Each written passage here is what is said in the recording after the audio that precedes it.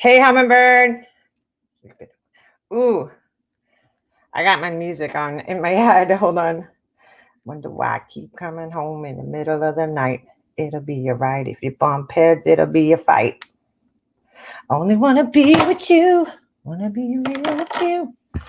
Can't leave you alone. Hey, Angela. How you doing? It's Monday morning. Somebody's got a case of the Mondays. No, not me. I love Monday morning. Everybody goes back to work, camp. Bye-bye. Silence. Silence. What's up, Monkey Mark? Kathy rebuilds. What are you rebuilding, girl? What a weekend. What a weekend. Well, I mean, my weekend was calm. My weekend was very calm, but it was quite a weekend on YouTube. Quite a weekend on YouTube. Monkey Mar, that was me. I just had my headphones in because I was in my car and I blast my music in my car. You know, I have my playlist going, my little, songs, my little songy songs. How's everybody doing today? Hopefully good. I got some interesting clips this weekend. Hold on a second. Well, I got this one clip myself because I was curious, to see. Dude, did I get that same thing again? Hold on a second. I keep getting, this is so weird. All right, never mind. I keep getting this weird notification from LinkedIn. I don't even have LinkedIn. I keep getting this notification asking me if I know my brother. And it's like so weird. It's like, I get it that it probably scans people, through your contacts or something. I don't even have a fucking LinkedIn account. I might have one from like years and years and years ago. I don't know. But I keep getting this notification asking me if I know my brother. Like, of all people in the world, it asks if I know my brother. And I get it all the time. And it's so bizarre. That it's just him out of all the people in my phone that he pops up constantly. It's like, yeah, I know that motherfucker. I know him. Oh, I know him. He looks like such a douche in his picture too. Yeah, LinkedIn. It's weird, Kathy. I don't even go on there. I don't even think I have the app on my phone. It's odd. Very odd. I haven't used, I might have made a LinkedIn account when it first came out, and then I never updated it or anything. So it probably doesn't even have my most recent work history on there. So weird. Hey, November Rain, Monkey Mar, CCK, Leo Weiss in the house. Did I say Leo Weiss? I think I did. So anyway, you guys know the last time I went live was what? Saturday, I think. It was a little hot, not gonna lie. Just a little. Because Swinger, hey Deborah. Because I was basically just had heard that Laura was trying to take responsibility for my channel being, demonetized. And I heard the clips with my own ears. So it's not like I'm imagining things. I heard them.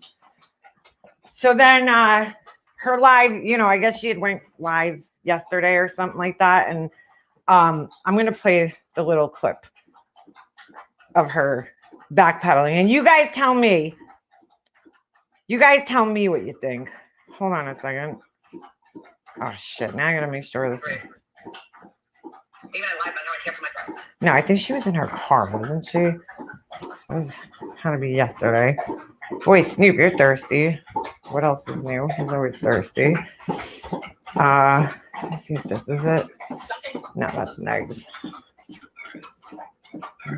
Something was mistake the other day. I did not have Makeup Monster shut down. I don't have that kind of power.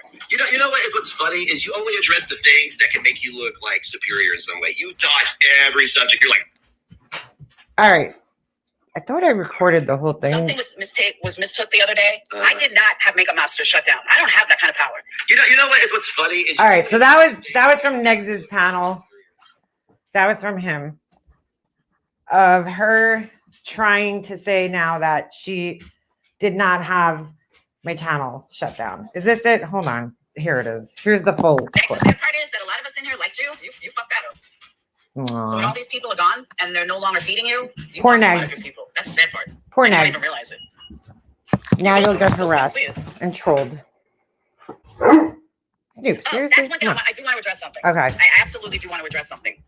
Something was mistook the other day. I did not have Makeup Mobster shut down. I don't have that kind of power. If I did, I would have everybody shut down.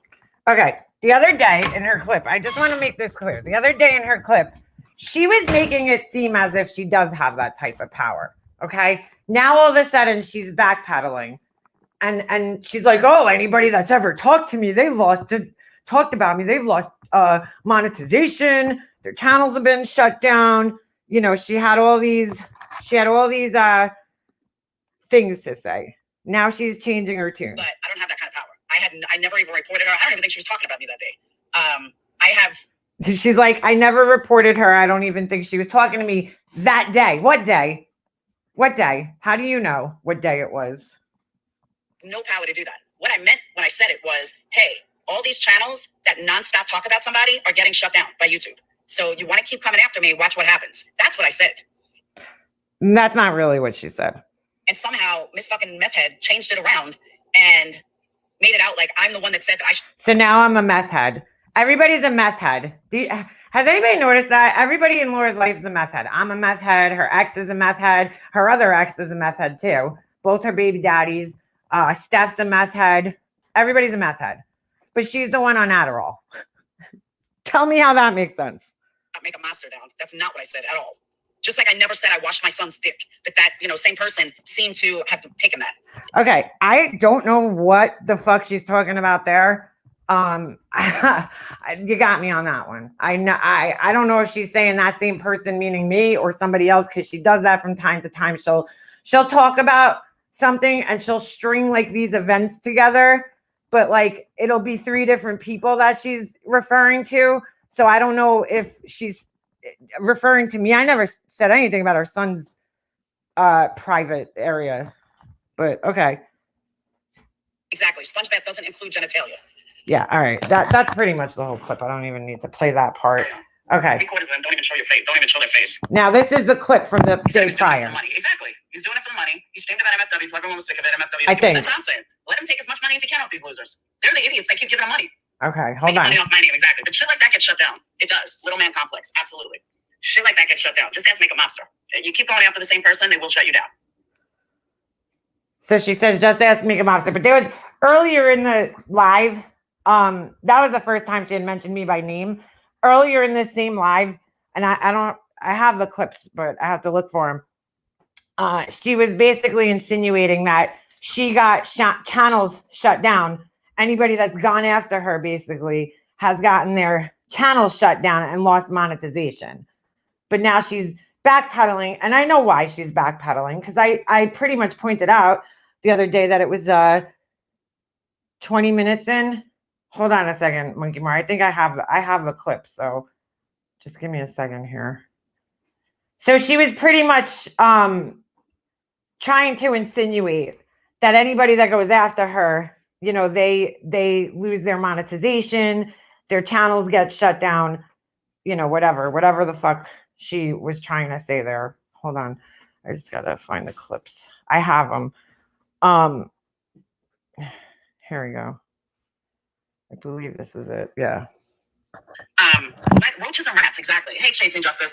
Like, let him run his mouth. I don't care. I really, truly don't. That's why I've not responded to any of it. Him, lame as fuck, they're posted. They're fucking nobody. Trying to make it name. Okay, whatever. Like, you're not going to find much with me. You're going to get bored real fast. And let me tell you what's going to happen.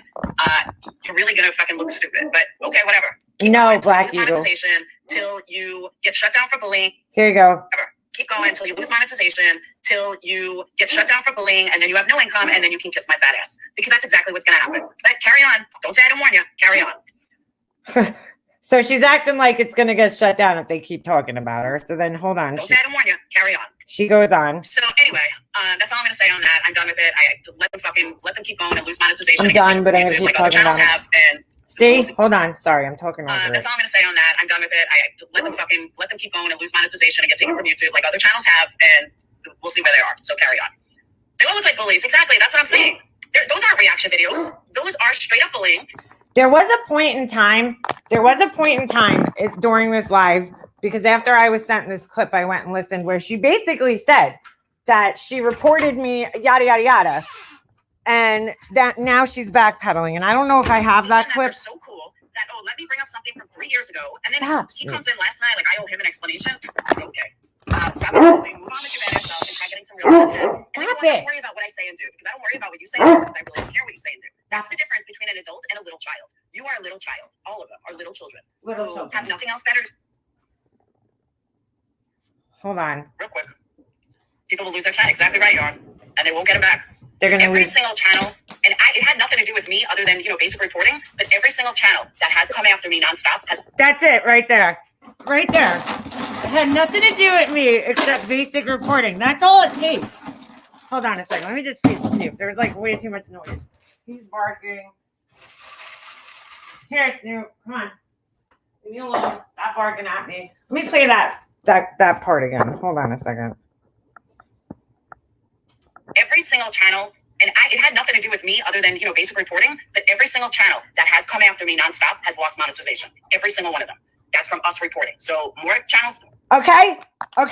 Did you guys hear that? So she says it has nothing to do with me except for basic reporting. Okay. And every channel that's come after her has lost monetization because they reported her, because they've reported the channel. So how is that misunderstood, can I ask? That's from us reporting. So that's from us reporting. That's fine. I got no problem with that. Hey, Scottish chick, no problem at all. I will keep reporting until he loses monetization, plain and simple. You want to come after me? I'm going to fight hard. There you go. I should be going to a pub tonight, getting drunk and fighting someone. Okay, so she's threatening then that she's going to fight hard. So I'm not imagining things. I'm not making things up in my head. Okay? That is her admitting that any channel that's come after her that's lost monetization is because of us reporting, basic reporting, and then it turned into us reporting. Now, that's all it takes. That's all it takes is a bunch of people going to that person's channel, flagging their videos or long forming their videos. And then, what that does is then draw YouTube's attention to that channel if they get enough flags. So she wants to sit here and act like, no, it wasn't me. I don't know where they would get such a thing. How did they misunderstand that? How did they misunderstand that? So it was because of you. Or are you lying? Did you not report the videos? Which one is it? Because it can't be both. It can't be both. So don't act like I'm crazy for, coming to that conclusion. Now, the reason I believe she's backpedaling is because she realizes, Lord, you're not immune to this. You're not immune to this. You came after several people that have, from different communities. And as from what I could see, Burnt Toast, they have a strong community over there of people. Negs has his community of people. I got my little community here of people. And, we could do the same thing. But do you want to get into that game? Because you depend on this money. You depend on it to live. And I think that's, when I said that the other day, that's why she started backpedaling. Because now she's like, oh, she wanted to use it to scare people. But now now it's like, no, I don't want to use it to scare people. I didn't do that. That wasn't me. So you were just basically talking shit. But you can't report her. She's a single mom. Yeah, right? Yeah. So what happens with Laura is she takes her meds in her mouth, moves faster than her mind can think, and she sticks her foot in her mouth. Yeah, very impulsive. Very, very impulsive. But yeah, I should send it to YouTube, Tara, because, that's bullshit she's been reporting. You are allowed to discuss other people. That's not against YouTube's terms of service. It's just not. But you can't, you can't sit there obviously saying horrible, horrible things about them. But you are allowed to discuss other people. She's not No, she's not even supposed to have a channel. She had a channel terminated, which from that point on, you're really not supposed to have another channel. How she has another channel, I really don't know. But and how she has monetization, I don't know. I don't think it's in her name. I think it's in somebody else's name. But that's completely besides the point. Trustees have people and still does, but she won't listen anyway. So I mean, you know, which one is it? Are you going to take credit for it, or are you going to sit there and deny it? Which one is it? Did you realize how stupid it was for you to say that? I mean, to threaten other channels.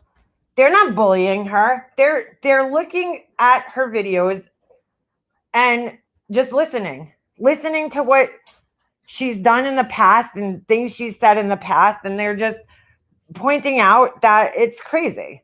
That's all. Yeah, she's probably doing that, Alicia. Then she had a brilliant idea yesterday of having her 13-year-old thinking, oh, I'm going to have his friends react to this community, the videos. And she was like gung-ho on this idea. And I'm like, yeah, that's probably the worst idea I've ever heard in my life. Why would you want a bunch of 13-year-olds listening to grown women talking shit about each other, about you? That's pretty stupid. Pretty stupid. She has to break every rule in life. Yeah. Tried to give her a chance. I watched her for a while, but when her true colors started showing, I was out. Yeah, I think that happened to a lot of us. I think that, yeah, it is called fair use, November Rain. As long as the video is transformative in some way, like, in other words, you're reacting to it, you're pausing it, you're adding commentary to it. And 70, I forget the exact percentage, but I think it's around 70%. As long as 70% of the video is your commentary, and then, you know, it's fair use. So, and that's exactly what they're doing, you know, that's exactly what's going on there. So, I mean, I just, you know, she says one thing one day and another thing the other day, and nobody in her chat picks up on this. Nobody in her chat is like, wait a second. Just yesterday, you were, you know, taking the blame for it.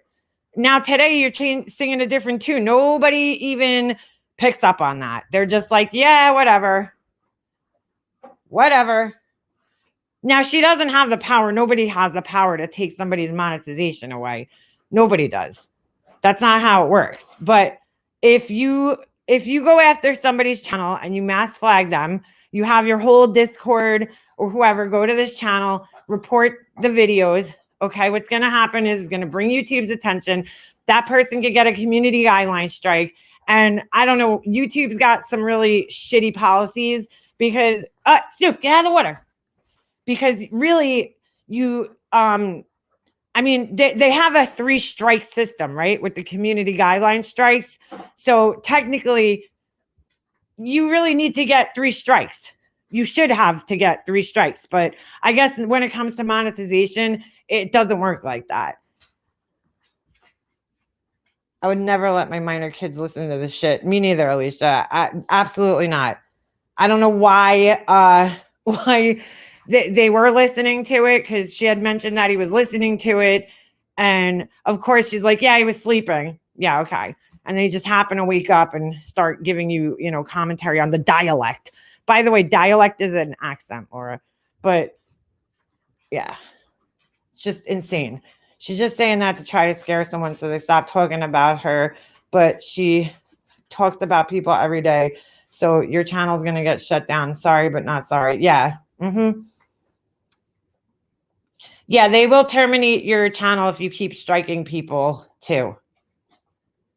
Yeah, CC, I don't listen to this stuff ever out loud. Like, whenever I'm listening to anybody in this community, I have my headphones in. Like, I would never make my son listen to this garbage. I don't care how old he is. I wouldn't even. No. Come on, go. It's ridiculous. So, all right. Now that that's out of the way, next thing I want to talk about, trolls. Let's talk about these trolls. So there was a troll. There's a specific troll that came into my chat the other day named Mega Mobster's Green Teeth. And it's so obvious where that troll came from, right? Obviously came from her people, namely Capone. Alicia talked about this a little bit yesterday on her live. She was saying that basically that same troll is coming for me and for her, which is strange, and they had commented something in my chat, and then later on, or at some point in time, went into her chat and said something about, her friend who just recently passed in the tragedy in Miami, said something about the family scamming money, which is just crazy. How are they scamming money? Their relative died. I mean, it's just ridiculous. Her people have been coming into chat saying they're going to expose me. And I didn't even notice this the other day, but when I was live, there was an account that came in here that said something about my kid, Mega Mobster's crazy kid or some shit like that. So whoever this person is, it's just, it's weird because Capone had made that other comment about my son. And then it's like, this account shows up. And every time they show up, and, he's not the sharpest tool in the shed, because every time hey, dude, get out of the water. Every time these accounts show up, he also shows up in the chat to let everybody know that he's watching. And I just find it, a strange coincidence. I don't know if he's showing up to be like, hey, look, it's me. I come under my own account. So those troll accounts can't be me because here I am under my regular account. I don't know if he's trying to pull one of those, but it is very, I do have to question the timing, because every time in every instance that these nasty trolls have showed up, they're, he's around as well. So I think it's pretty obvious where they're coming from. And so if that continues, to happen, you're going to sit there bullying people. That's bullying people. Okay. When you use something against them that is personal, to hurt them, yeah, that's bullying right there. POS. I mean, Jill and Laura share that account. I don't know, Narnie. I honestly do think it's him. He absolutely showed up at the same time. And then in Just Angels, and I think that's what made it, obvious to me, is that he got blocked. He came in Just Angels. He got blocked. And I mean, within seconds, that account showed up in Just Angels live the other day. And it's just, it's very strange. It's very coincidental, to say the least. Coincidental, So it's Ms. Caponehead. Well, if I had a guest chick, I would say so. I would say so. Hey, wild one. I would say it's either him or one of his buddies. One of her other Patreons or Discord people, whatever the fuck they are. Yeah, it has to be. And it's pretty disgusting, because it's like there's so many things that I could say about her that have nothing to do with, her personal life on here. Why can't these people come here and just talk about us? I don't give a shit what you say about me. Why do you have to bring my kid up? Why do you have to bring Alicia's friend up who just passed away? I mean, there's got to be something deeply wrong with you. And you really, like I've said this before, but I just have to say it again. Like, if you're going to go after people, deceased relatives, okay, and friends, if you're going to take it to that level and go after people, you really need to reevaluate your life, like what you're doing on here. And if this is person that you're standing up for and, putting yourself out there for is worth it. No, he's not too smart. They are investigating hackers who have stolen identities of some of the, collapse victims. I saw that. She harasses families every day. What's that sound like? Her channel should be shut down for talking about the same people every day. Yeah, I know. No, he's not too smart. He's not too smart at all. It's really disgusting. I mean, there's no need to go after this poor family who's dealing with so much right now. I mean, I just watched, Alicia posted a video on her channel of, they did a little memorial for her at the beach. And I mean, so many people just, stood up and had such nice things to say about her. You know, she had so many friends, people that just like admired her, talking about how, you know, how I guess captivating she was, you know, just in person. And it's just so sad. And it's like these people are going through enough, and you really gotta start questioning yourself if you're gonna go after people in a time like that. I don't care if it's just a comment online. It's gross. It's disgusting. Is this Capone guy just some incel in love with Laura? No, he's a Patreon, but why is he the way he is towards her? I don't, Missy, I have my I don't know. You know what? I was gonna say I have my thoughts, but I don't know. I don't even know why. I don't know. Maybe because she gives him attention. You know what I'm saying? I don't know if he's necessarily like sexually attracted to her in that way, but I think she gives him attention. He likes it. You know, he feels she makes him feel important. Because you know she gave him a wrench, and he gives her information, and she goes to him for information because he's like, you know, he has no life, so he's watching every single live stream, and has a really good memory as well. I mean, he remembers every single live stream, things that have been said, and you know, things he'll remember some shit that you said like, you know, 2 years ago. Like he just holds on to these things. How? I don't know. And you know, I think that in turn, you know, him giving her that information and stuff, it gives him a sense of importance. I mean, that's my little armchair detective, armchair psychologist report on him. I don't know. I really don't know what it is. I'm not quite sure. Maybe, like I said, I think she just makes him feel important. And sometimes people just need that. That's what they need. A union made in YouTube. Yeah, right. Need to look at what her supporters are doing to make her. Well, see, that's 100% right, sweet Melissa. Like, you know, that I say it all the time. Like, I'd be embarrassed if my friends were going out there and doing that to people. I'd be mortified. Like, you know what I'm saying? I get it that people are going to stand up for you, but like to go in other chats and start, you know, shit with people and troll them and just say horrible, nasty things, because we know that that's where it's coming from. It's pretty obvious, especially given the names and, you know, all this shit. It's pretty obvious. It's pretty obvious where those people are coming from. And, you know, it is crazy to me. I'd be mortified. And it would make me look worse if people were doing that. And it's making her look worse, you know, especially when she's trying to tell everybody, oh, I'm not in the drama anymore. But you got, you know, your friends coming into chats and going after people and saying horrible shit like that. It's just terrible. Hey, Rev, I got a bone to pick with you, Rev. I got a little bone to pick with you, my brother. You know, when was it? I was in somebody's live stream the other day. I don't know if it was trying to remember if it was Negs or Crude as Fuck or one of them. And at the very end of the video, they played this video of this guy, and he was pretty gross. And I said, "Is that Rev?" Right? And then all of a sudden, I get this comment on my page from you, and it's like, "Are you fucking kidding me? Like, is that Rev?" And I didn't mean you, dude. Just to let you know that I'm talking about Rev from Shani, because I don't watch this Shani girl. I don't watch her at all.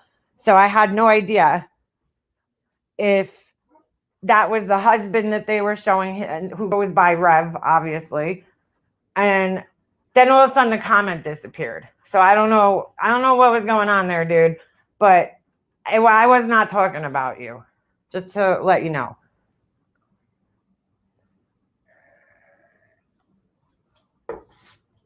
Just to let you know.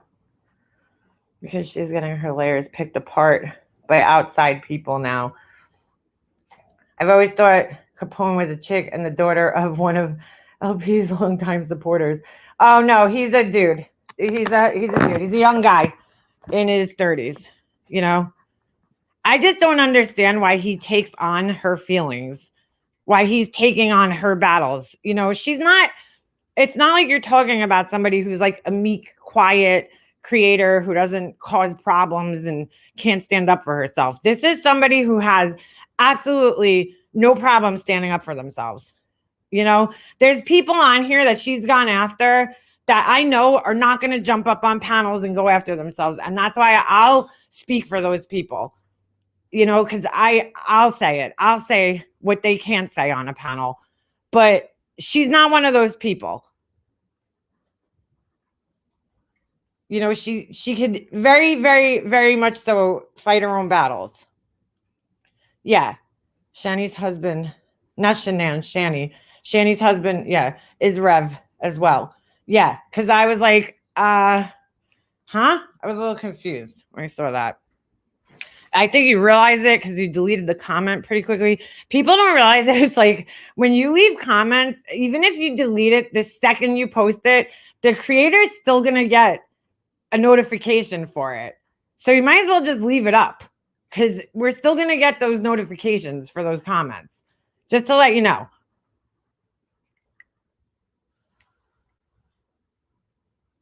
Capone's, no. I saw a really young dude to the camp years ago claiming to be Capone, but I still have my doubts.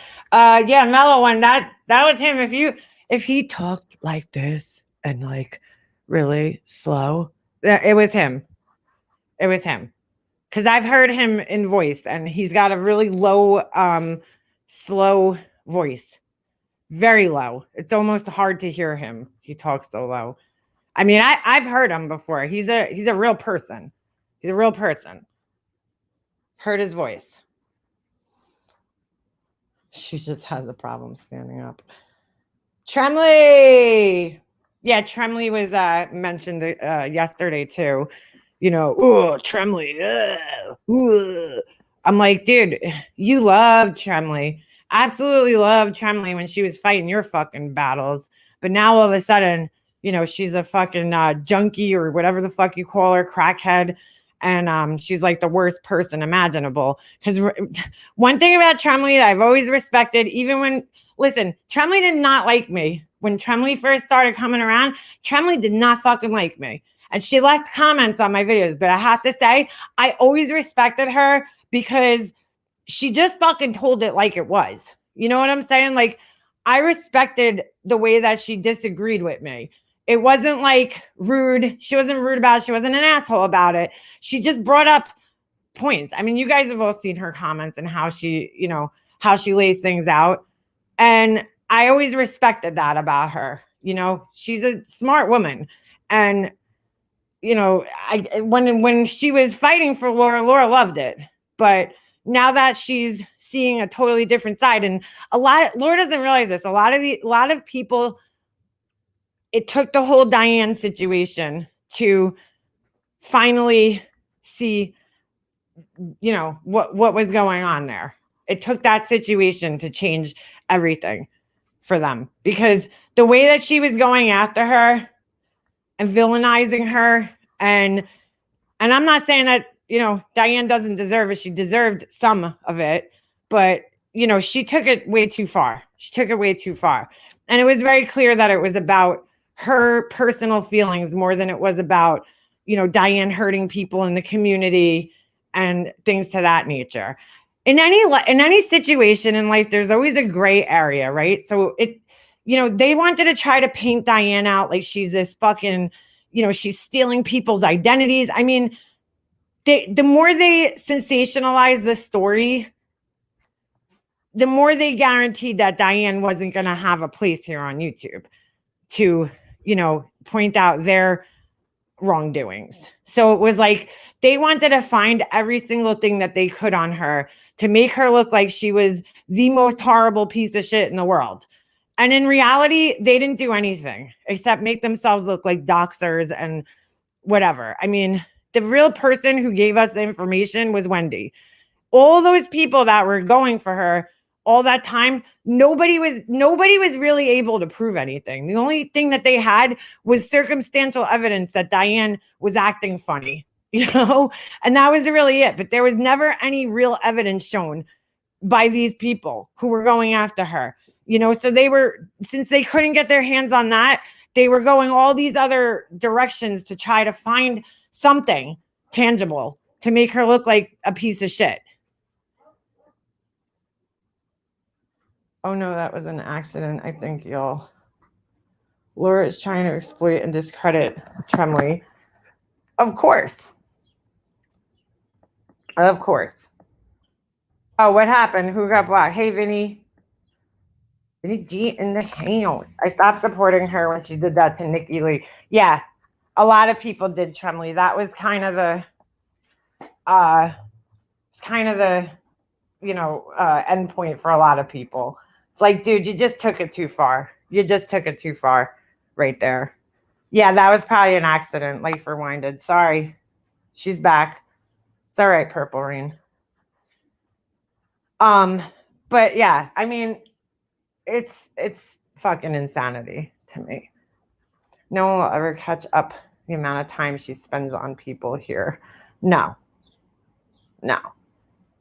But I think that whole situation, you know, with Nikki and all that, I think it really changed a lot of people's opinions, and people just got turned off and just decided that was it for them. They were like, my laptop died. I hate using my phone. Pugs, I always use my phone. I hate using my laptop, to be honest with you. It's a pain in the ass. My phone's so much more. I love her. I love watching her desperately trying to discredit you because she cannot do it. No, first of all, she doesn't know enough about her. So what she does is go after Tremley's looks, which I don't know why, because Tremley's beautiful. And, you know, she has really nothing to say except, oh, she's fucking obsessed. She's a fucking freak. She's obsessed. She's creepy. You know, because she doesn't have anything else on Tremley that she could really use and you know, say that sounds intelligent. Thank God I knew not to trust her with my info. Yeah, Tremley, I think a lot of people made mistakes by trusting her. Here we go. Poor Tremley going around accusing Laura of molesting her son. Where is that, Capone? Where's that? Here we go. Enter the trolls. They're going to come in 5, 4, 3, 2. Where the fuck did Tremley accuse her of molesting her son? Anybody? What's up, Mandolin? Anybody? Hey, Lacey. Hey, Jem. Nana. Yeah. What did she really add to people's lives? Hard nothing. Yeah. Where did Tremley suggest that? I'm lost. Like a rhinestone cowboy. Oh, fuck me. Always watching. No mother is going to accuse a mother of molesting their children like that without proof. Come on. Laura said it on her video, and I said, how does a mother say that? Because no one else did. Yeah, thank you, Tremley. Are you talking about when she was talking about watching her son's genitalia? And we were like, I don't know who the fuck said that. Like, again, she just lumped a whole bunch of people in together, but she's going to make it. She says my name, right? And then she follows with that, and she doesn't specify who she's talking about. I didn't say anything about that. Grabbing today's content, go change your name to Laura's Lackey. Laura's Lackey. It didn't happen. It's under Hartley's video. No one did but Laura. Hold on. Let me go look on Hartley's channel. Capone. You just don't know when enough's enough, dude. Hold on. I'm just going on Hartley's channel. Let's see what's going on here. I'm going to assume it is under one of these two videos. The power of Laura. Laura's got the power. Is this it? On? Nothing. Dayton called, almost in tears.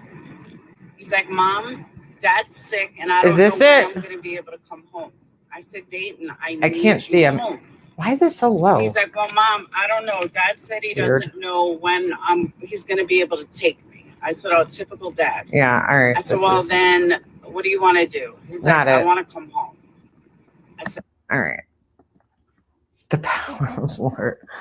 I don't know which video it's under. I don't see many comments under this one. So hold on. We go into the other one.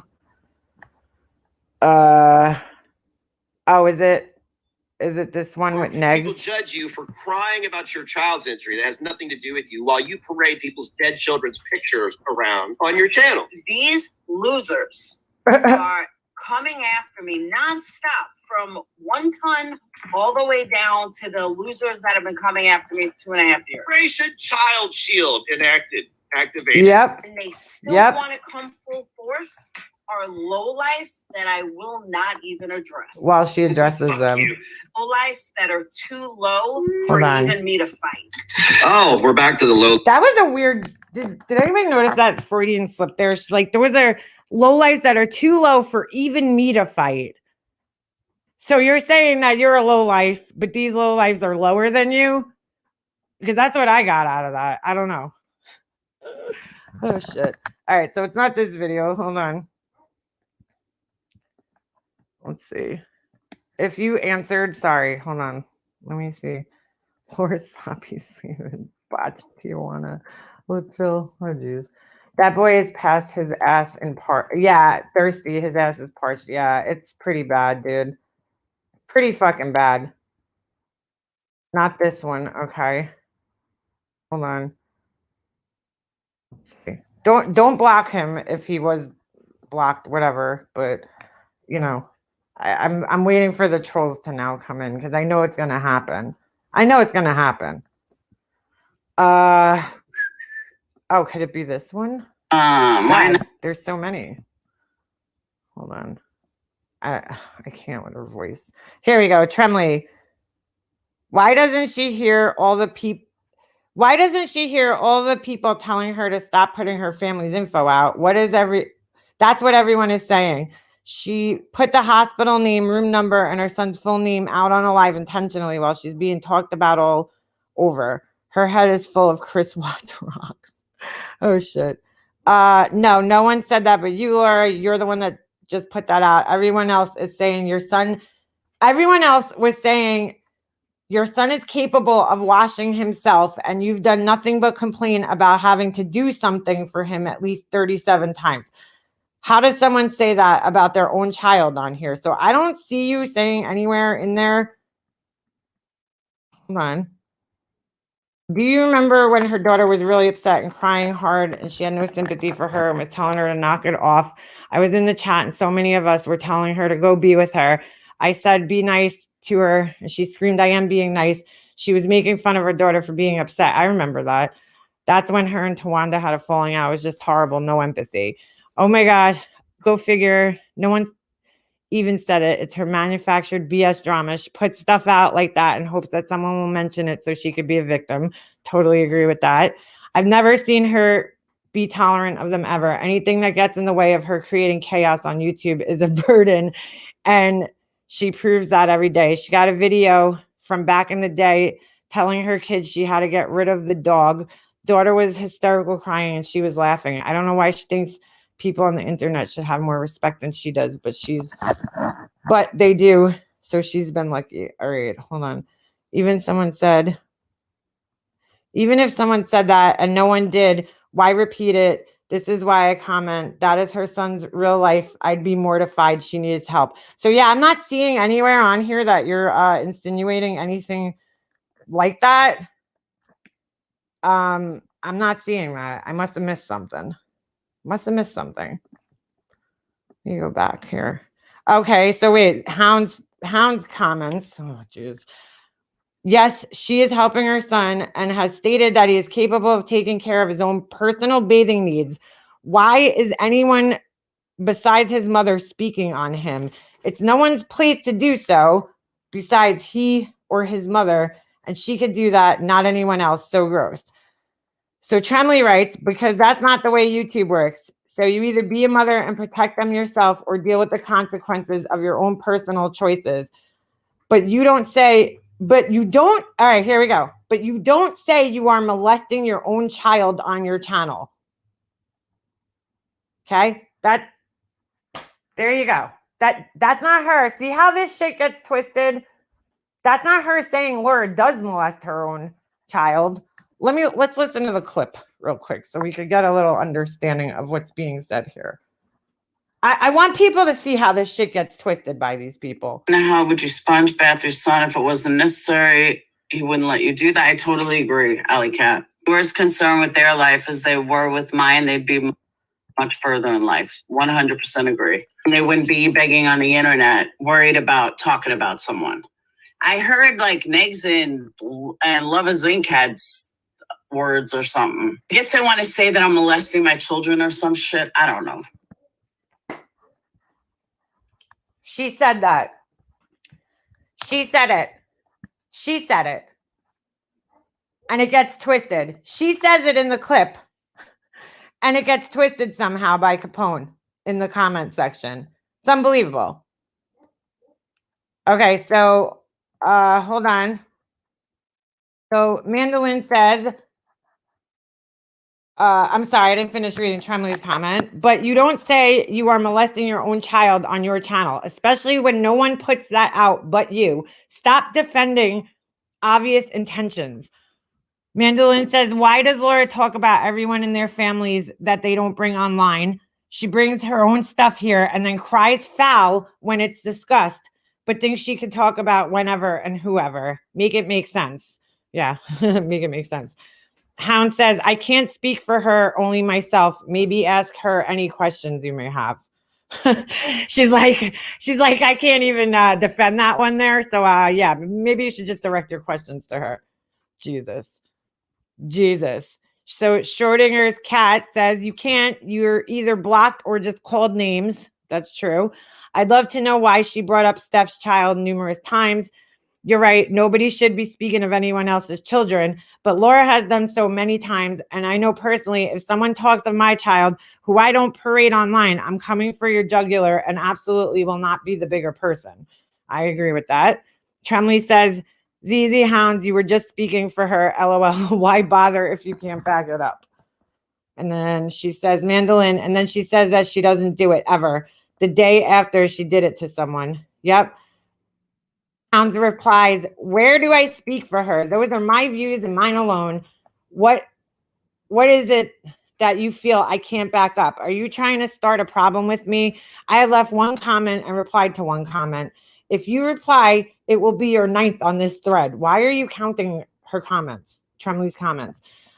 I do not reply to everything as not to create havoc on on a channel other than my own, and still you won't find it there either.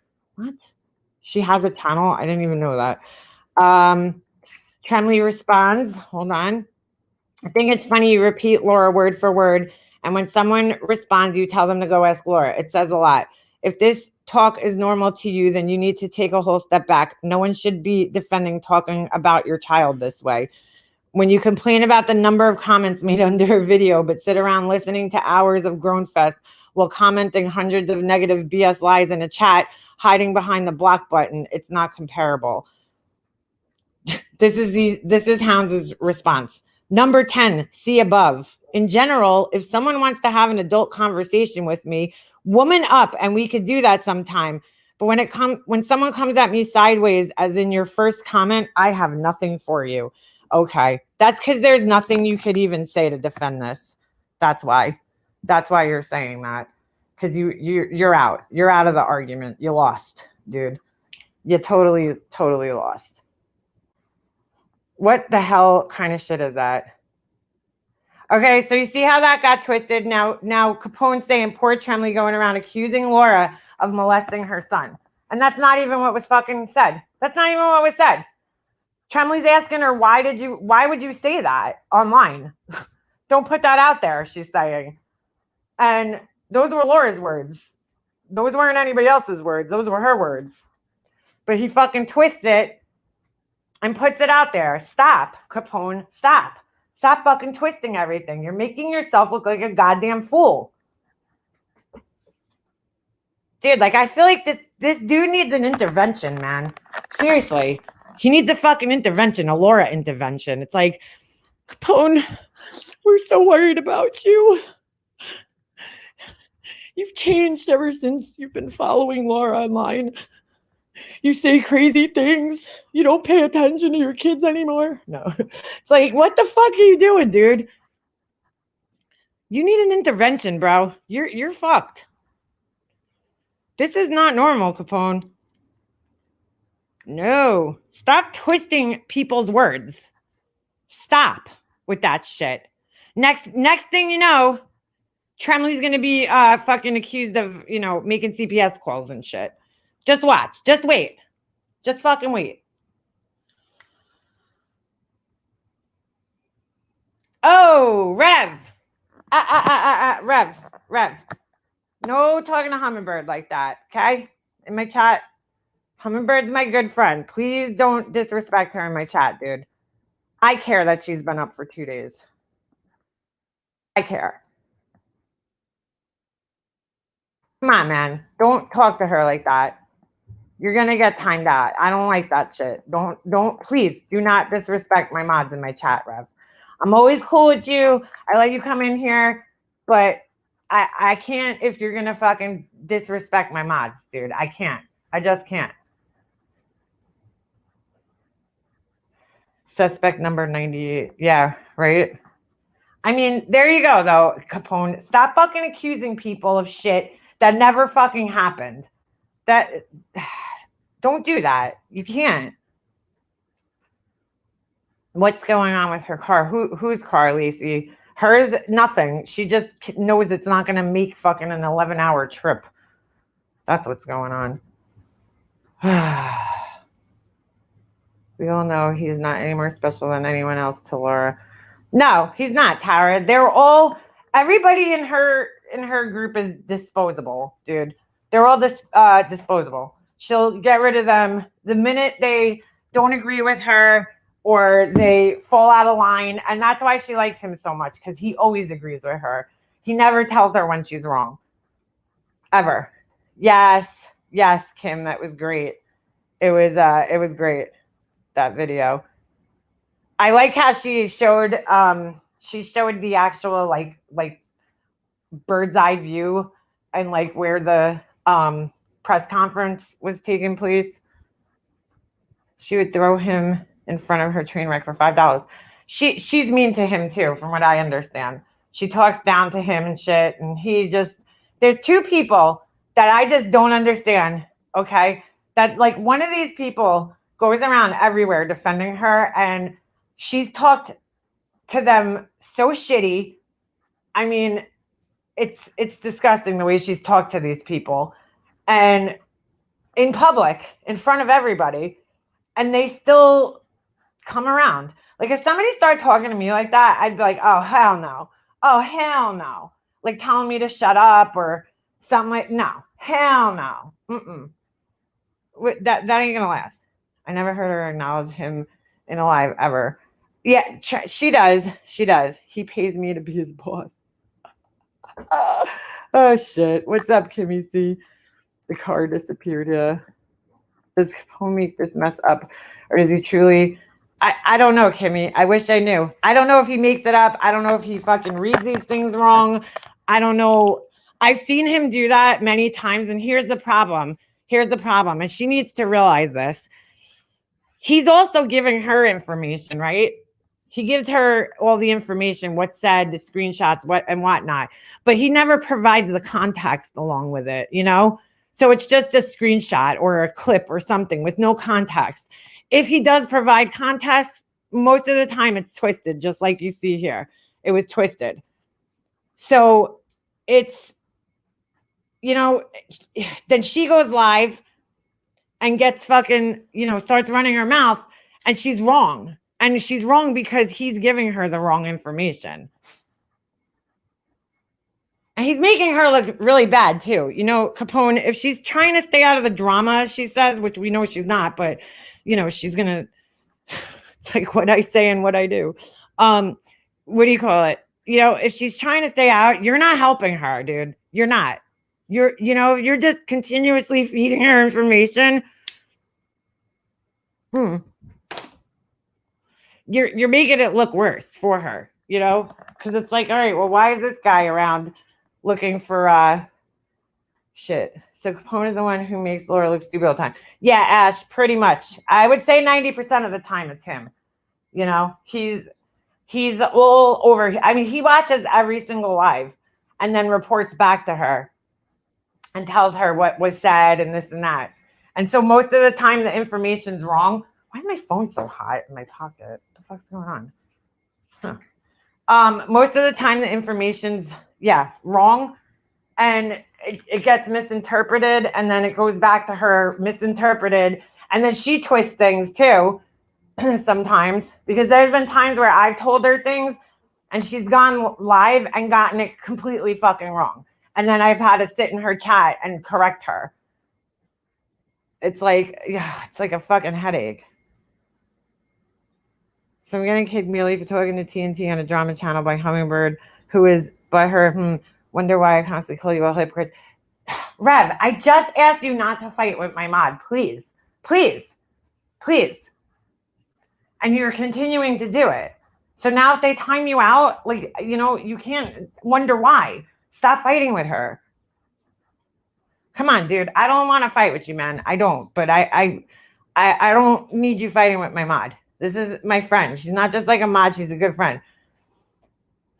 I'm a little confused. Why is there 2 Miss Tremleys in the chat? Hold on a second. You do realize you made yourself look stupid by your conspiracy theories. Do you wear a tinfoil hat? What? Who? Is that? Hold on a second. Is there a troll, Miss Tremley? Don't block it. Let me grab the link real quick. What the fuck is going on here? Hold on. You're going to hear me for a second until I can mute this bullshit. Come on, you stupid piece of shit. Hear me for a second until I can mute this bullshit. All right. I just had to open up my... Don't block the other Tremley. One is Miss and the other one is Mrs. Okay. Hold on. Don't block them. Let them stay in here for a second. See what I'm saying? Okay, Capone comes in here. And let me just tell you guys what they're doing. Okay? There's a way. Yesterday it was messed up, Trendly. Okay, so there's 2. All right. If it's blocked, unblock it so that I could grab it.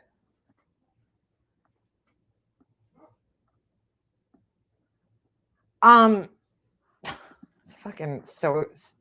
All right, so here's how. Have you ever been in the chat and you've seen how people can create like just troll account after troll account after troll account? This is how it works.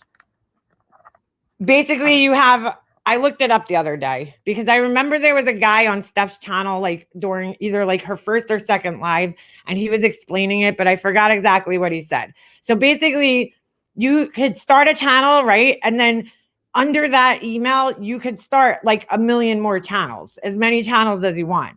I don't know if it's as many as you want. I don't know if there's a limit. So you could have like 20 troll accounts under one email address. And they'll all be separate channels. And so that is probably what this person, Capone, is doing. Because they just kept, last time, every time somebody got blocked, they just came in with another name and another name and another name. And that's probably all they're doing. So it's all one person. It's not a whole bunch of trolls.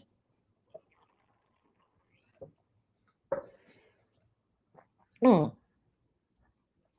out of all the people that follow her, he's probably the only one who would actually be smart enough to do that. Just saying. It's my pick too, how much time they spend calling everyone else obsessed when they do this. I know, isn't that funny how that works? They call everybody else obsessed, but yet they have time to make fucking fake accounts and come in here and troll. It's search the internet for pictures or watch my live and get a screenshot because that's the only time Tremley's been on camera, was on my live stream.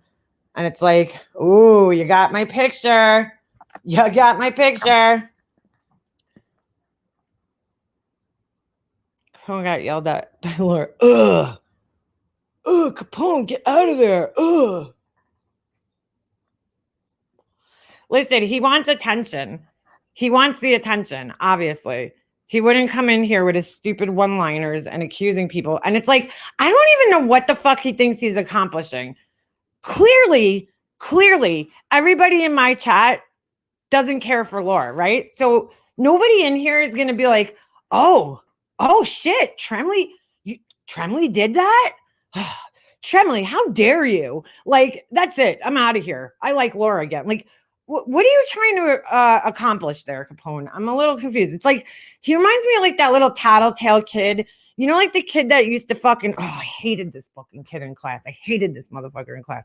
Remember like when you were in like high school and it's like 3 minutes, like not even, it's like 30 seconds before the bell rings and that fucking one kid raises his hand. Then we have homework. And you're like, fucking motherfucker, man. We almost made it out of this class without homework tonight. Like the teacher forgot. And then the one kid raises his hand like 2 seconds before the bell rings. We have homework tonight. You're like, no. That's Capone. That's who he is. I guarantee you he did that probably about 1 million times. Rev, what the fuck is going on here? Oh, so of course this Mrs. Tremley account doesn't come back. Well, that's fine. I could catch them in the replay. No, Rev. No one's forced to kiss anybody's ass. It's basic respect that if you come into somebody's house, okay, you treat their family members with respect. Hummingbird's family in this house. Okay, so you treat them with respect. That's all I'm saying. It's not, you know, obviously there's going to be people who have conflicting opinions because I run an open chat and I try to let everybody stay in here. But if you come in my house, this is my house. When you come in my chat, this is my house. And those people that have wrenches are my family. That's how you need to look at it. And you're shitting all over them. You can't do that, dude. That's all I ask. Please respect my mods. That's basic YouTube etiquette. You know, I'm not asking for anything extraordinary. Block her, ignore her. You know, you don't have to get into a debate with her or an argument with her. That's all. Come on, Rev. You know, this is why people are lose their patience with you. That's all. They're going to time you out. I don't have any control over that. I give those people wrenches because I trust their judgment. So if they timed you out, there was probably a good reason for it. I don't know why you got timed out to begin with, but you just don't, you don't come in my house and shit on my people. It's just, it's not going to work. It's just not going to work.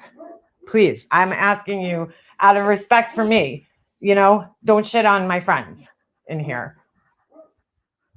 I mean, don't shit on my friends, period, but especially in my chat. If you have an issue with them, take it up with them somewhere else. Don't take it up with them in my chat. I tell everybody this. Ben does it sometimes. Ben's gotten into arguments in here, and I've asked Ben the same thing. Ben, please don't fight with people in my chat. If you're going to fight with people in my chat, take it elsewhere, dude. I don't need it in my chat. I try to run an open chat here where people are, allowed, where everybody's allowed in. But, I don't, we don't need this in here. I can't listen to Rev banter. Listen, man, I got a soft spot in my heart for Rev, just, due to the fact that he lost his mom. And I feel, and people might not agree with that. And that's fine. That's, my personal feelings. He's always been respectful to me. Right now, maybe not so much, but, he's always been respectful to me. So I tend to treat people the way they treat me. I'm not going to just hate on him because other people hate him. I treat people how they treat me. So, I mean, right now he's being a little disrespectful, but typically he's always been nice to me and I've always been nice to him. And we've had a pretty good, rapport with one another. But I can't let you come in here and disrespect my friends, dude. Like, I just can't do that. I got no issues with him. I'm not one of those people that just jumps on a bandwagon because everybody else is hating on somebody, but I'm just asking, please don't do that to my chat. That's all. Snoop's thirsty. I lost my mom too. It didn't make me use the N-word like water. Yeah, well, that should just never be used. Mellow one. That should never be used. Ever. Ever. All right, good to see you. All the best to you always. Hey, Adam. She's been live twice so far. Wouldn't be surprised if she deleted them. That's typical. Who's that, Ash? Who we speaking of there? Unreal. Did anyone happen to see Laura at 5 a.m. today listening to filth garbage lies about Wendy and participating personal real life stuff like she's used to, playing like she's a victim of Wendy? No. Wait a second. I thought she wasn't involved in the drama anymore. That's weird. Why would she be talking about Wendy then? How come my chat's not moving? So weird. It's like frozen on both things. Oh, there we go. All right. Oh my God. Rev, that's it, dude. Come on. Enough. Somebody block Rev. You're making me block you, dude. I asked you nicely twice. Now you're pissing me off. Come on, man. Jesus. Hey, Ditterbug. Come on, Rev. Hold on a second. Hold on. He kept going on a TNT. She wasn't even talking to him. I asked him twice. No, and that's fine, Hummingbird. That's it. Done. All right. Thank you. Rev, come on, man. The fuck? Biased piece of trash. Just saying. All right. Yeah. No. You gotta go. You can't be calling my friends trash, dude. God almighty, man. Rev, I don't know if you're drinking or what the story is. I hope not, because it's only fucking 11 o'clock in the morning, and I don't know what state you live in, but I hope you're at least on fucking Eastern Standard Time. But dude, you gotta stop, man. You gotta stop. This shit's not cool. It's just not. I don't understand what you're getting. I just don't understand. I don't get it. Come on, dude. Yeah, no, he has to go. Sorry, Rev. You gotta go. Yeah, he left. He had to be forcibly kicked out now at this point, which is sad. He's a grown-ass man. Come on, dude. I'm watching you, Rev. Don't mess with Hummingbird. That's right, Mike. Don't fucking mess with her. That's all. If you have some fucking problem with TNT, take it up with her in her chat. Don't fucking come in here and start some shit. Of course he's drinking. He probably hasn't gone to bed. Yeah, take a nap, dude. Go to bed for the night. Holy shit.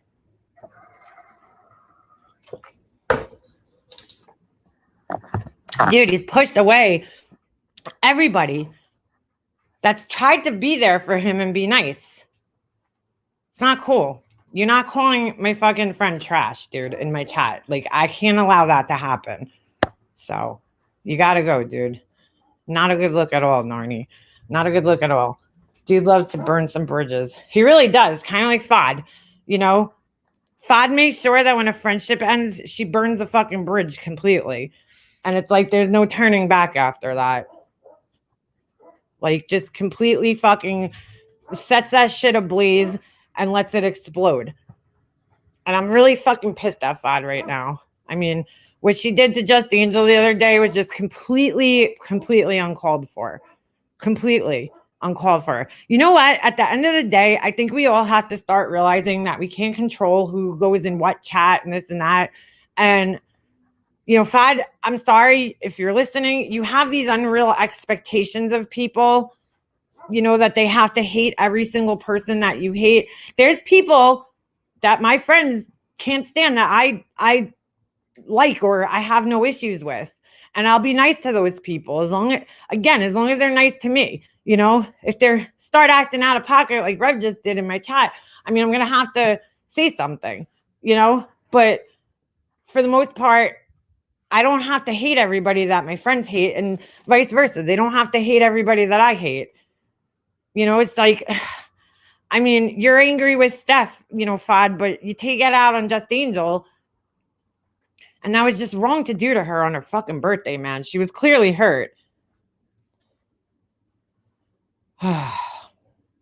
Just so fucked up. She did that to me last year on my birthday, on my mom's birthday. I don't know if anybody remembers this, but she came in my chat talking a bunch of shit.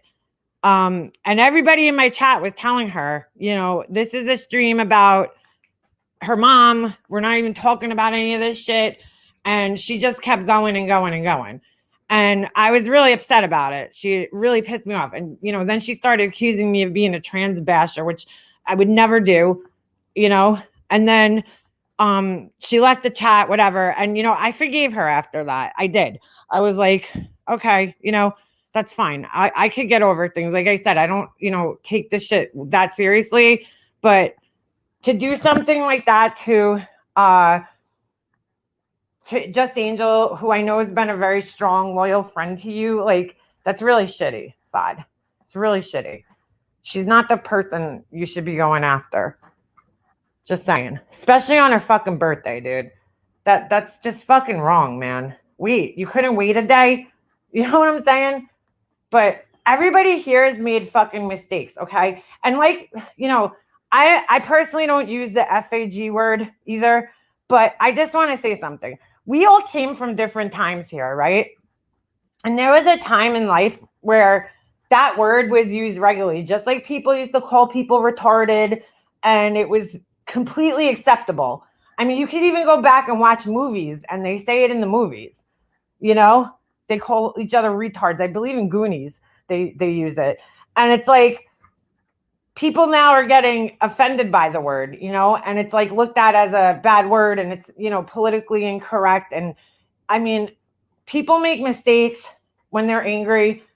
And I have to say with Just Angel, like her, I can't see her saying that now, I can't see her doing that. I feel her behavior's changed. Can she still drag a bitch? Hell yeah. She'll drag the shit out of you. But I don't see her making those types of mistakes again. And, it was 4 years ago. She wasn't even part of this community. And that doesn't mean she's a bigot just because she used that word. I mean, come on, dude.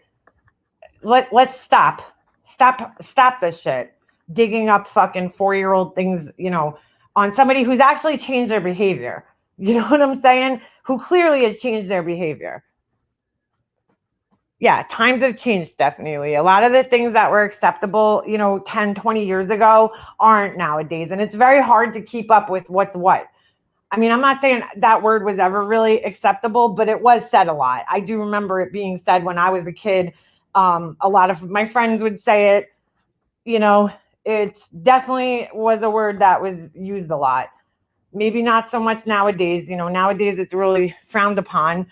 But back in the day, it was just different times, I guess. People weren't so sensitive and didn't get hurt so much over words. Like my mom always used to tell me, sticks and stones may break bones. But I'm not saying that that's okay to use that word. It's not. But I'm just saying it was 4 years ago, and she hasn't, said anything like that in the last God knows how long. So, the point of, I mean, Fad was strictly just bringing that up. And like the part that bothers me is that she had that in her back pocket somewhere, or somebody did. Somebody gave her that. Somebody was holding on to that for fucking 4 years, just waiting for the right time to pull that shit out. So weird. Right. That word was actually a cigarette is a fag in the UK. So they'll be like, can I have a fag? Use a lot in banter and goofing off. Yeah. Things have just changed nowadays, a lot of words. There's a lot of people that are, and I'm just going to say this, and Fad might get pissed at me, and that's fine. I think Fad's a little overly sensitive, sometimes. I do. I think she's a little overly sensitive. I know a lot of us have nothing but respect for the LGBTQT, whatever. I don't know all the letters. And I don't want to say it wrong. I don't want to disrespect the community by saying the wrong letters, but you guys know what I'm talking about. You know, the gay community or trans community, whatever. You know, she takes things way too far sometimes with that shit. That word in the UK is a food that is served with gravy and is so annoying. Now let's talk about one of my favorite foods by its correct name. Oh, really, Ruth? I didn't know that. That doesn't... Fod has done some really shitty things and still was accepted and loved by somebody. It doesn't happen often for people. So why I keep shitting on their support as friends is crazy to me. I don't know, but she's burning every bridge that she had. She's burning every fucking bridge. I can remember that word being used to taunt someone or it leading someone to being beat to death in my time growing up. And Kevin, yeah, I'm not saying, I mean, it was used and, you know, wrongly. I mean, people shouldn't have used it that way, but I'm just saying, like, that was a word that was used a lot when I was younger. I remember a lot of people using that word. And nowadays it's, you know, seen as extremely offensive. But all right, she, you know, made a mistake. One mistake. Not overly sensitive, just conveniently using my fucking community to... Well, see, Mellow, and that's what I'm saying. And she did it to me. She's done it to me. I've been on the receiving end of that. And it's like, dude, you know, you can't go out accusing people of being these things when, you know, I'm not a fucking... I have no issues with that community. No issues with that community. I'm all for it. I 100% support it. So, you know, but she weaponizes it. Times change. I'm about 10 years older than you. And they do. They totally. And I just, yeah, overly sensitive. I don't know. I don't know what it is. I don't know if it's hurt. I don't know what it is, but I don't appreciate her hurting Just Angel like that on her birthday. That was wrong, Fod. I'm just going to say that. I want to like Fod because I do think she's funny and endearing, and you know, she makes good videos that make people laugh, but you know, it's just when she goes after somebody, it's just so ugly and hurtful. That's the whole thing, Laura, talking about people and calling them pedos. Yeah, no, you can't do that. No, Lisa. Oh my God. Get out of here. Oh my God. Oh, that is so sad. Didn't she have kidney issues? Oh my God, that's so sad.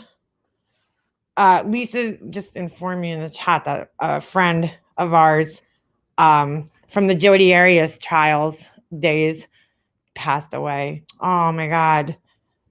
She was a good person, this woman. Very, very good person. Oh man. That's terrible, Lisa. I'm so sorry to hear that. Shit, man. She was good people.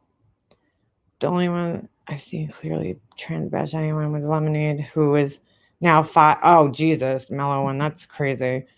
Oh, man, Lisa. Ah, that sucked. Oh, you called? Shit. Sorry. I didn't. Oh, my God. That's so sad. I hadn't, you know, I was friends with her on Facebook. I don't know if I still am, but yeah, I hadn't seen her on Facebook in a really long time. Wow. That's so sad. There's a few women that I met during the Jodi Arias trial, and Lisa's obviously one of them. Mary in here. I love trials, Mary. I knew her since those days. And geez, that's so sad. So sad. I haven't talked to her in a really, really long time. She was my first friend on YouTube. Aw. What happened, Lisa? Do you know what happened? I know she was older, I believe she had kidney problems because I remember talking to her about kidney issues for some reason. Her, and then there was another woman that I spoke to who had kidney problems, who I still see online and I love. And you know, Nurse Kathy, my girl, she's so sweet. She was one of the first people I ever spoke to on the phone from online.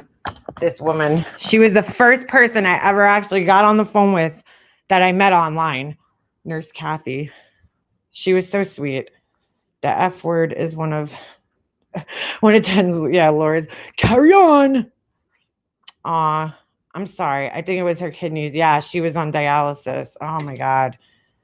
I mean, dialysis is a great thing. Rev was what? Rev was struck for our sins. Can you stop kicking me?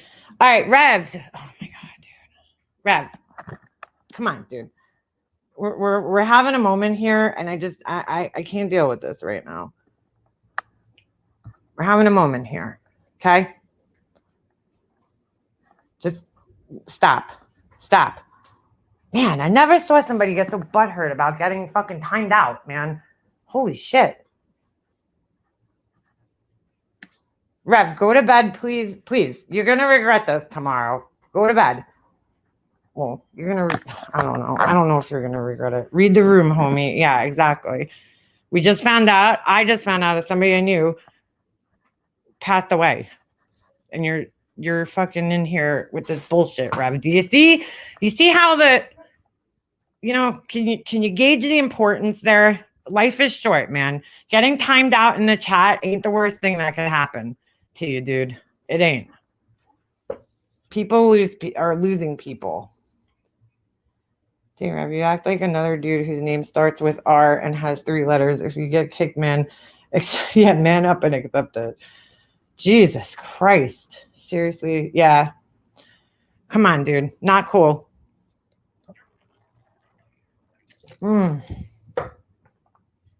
Wow. That was one of my first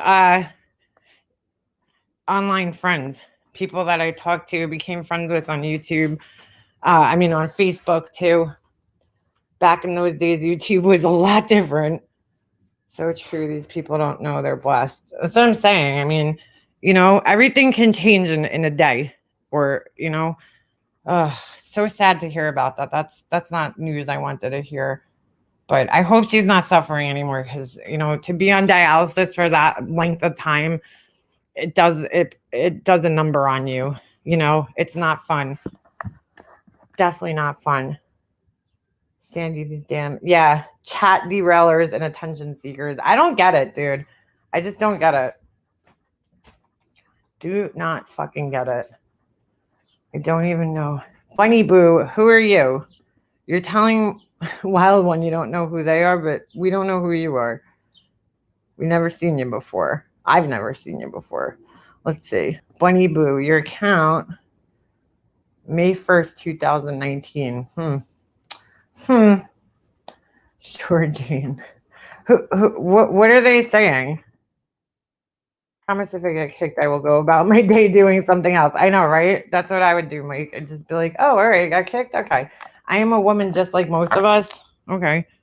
Sure. Why would you even say that, though? Rev, come on. Do you need to be taught how to act daily? Stop derailing chats. This is why people can't stand you, bro. Yeah. Come on, Rev. Not fucking cool, man. Not cool at all. Don't get it. Just don't get it. I'm sorry. I'm scrolling up to see what this bunny. I think people make FOD out to be some mastermind. I really don't think it's that deep. No, Bunny Boo, it is that deep. I don't think FOD is. I do think that some people. I don't think Bunny Boo. You have to understand. There's a lot of trolls coming in here, so. Reverie 12. Monique. Oh, shit. She's at peace and there's no more pain. Yeah, exactly. Shit. Bunny Boo, I think that, FOD's responsible for a lot of the shit that people accuse her of? No. I think she's troll. Yeah, she trolls. Yeah, she, does some stupid shit. I don't know how deep it is myself, but she definitely does burn bridges between people. That's for sure. Oh, shit. Oh, my God. Fucking moth almost flew in my house.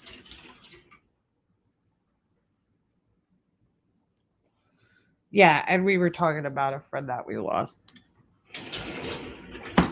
It's a little unfair to look at my channel and say, oh, 2019. What's unfair about that, Bunny Boo?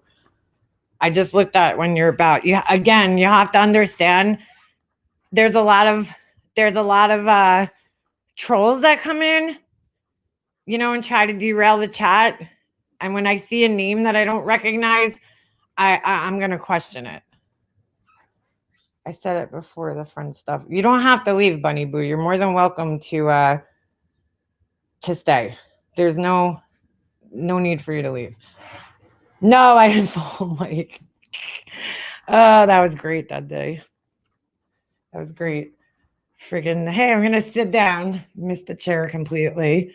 I think Andy has that clipped on his channel.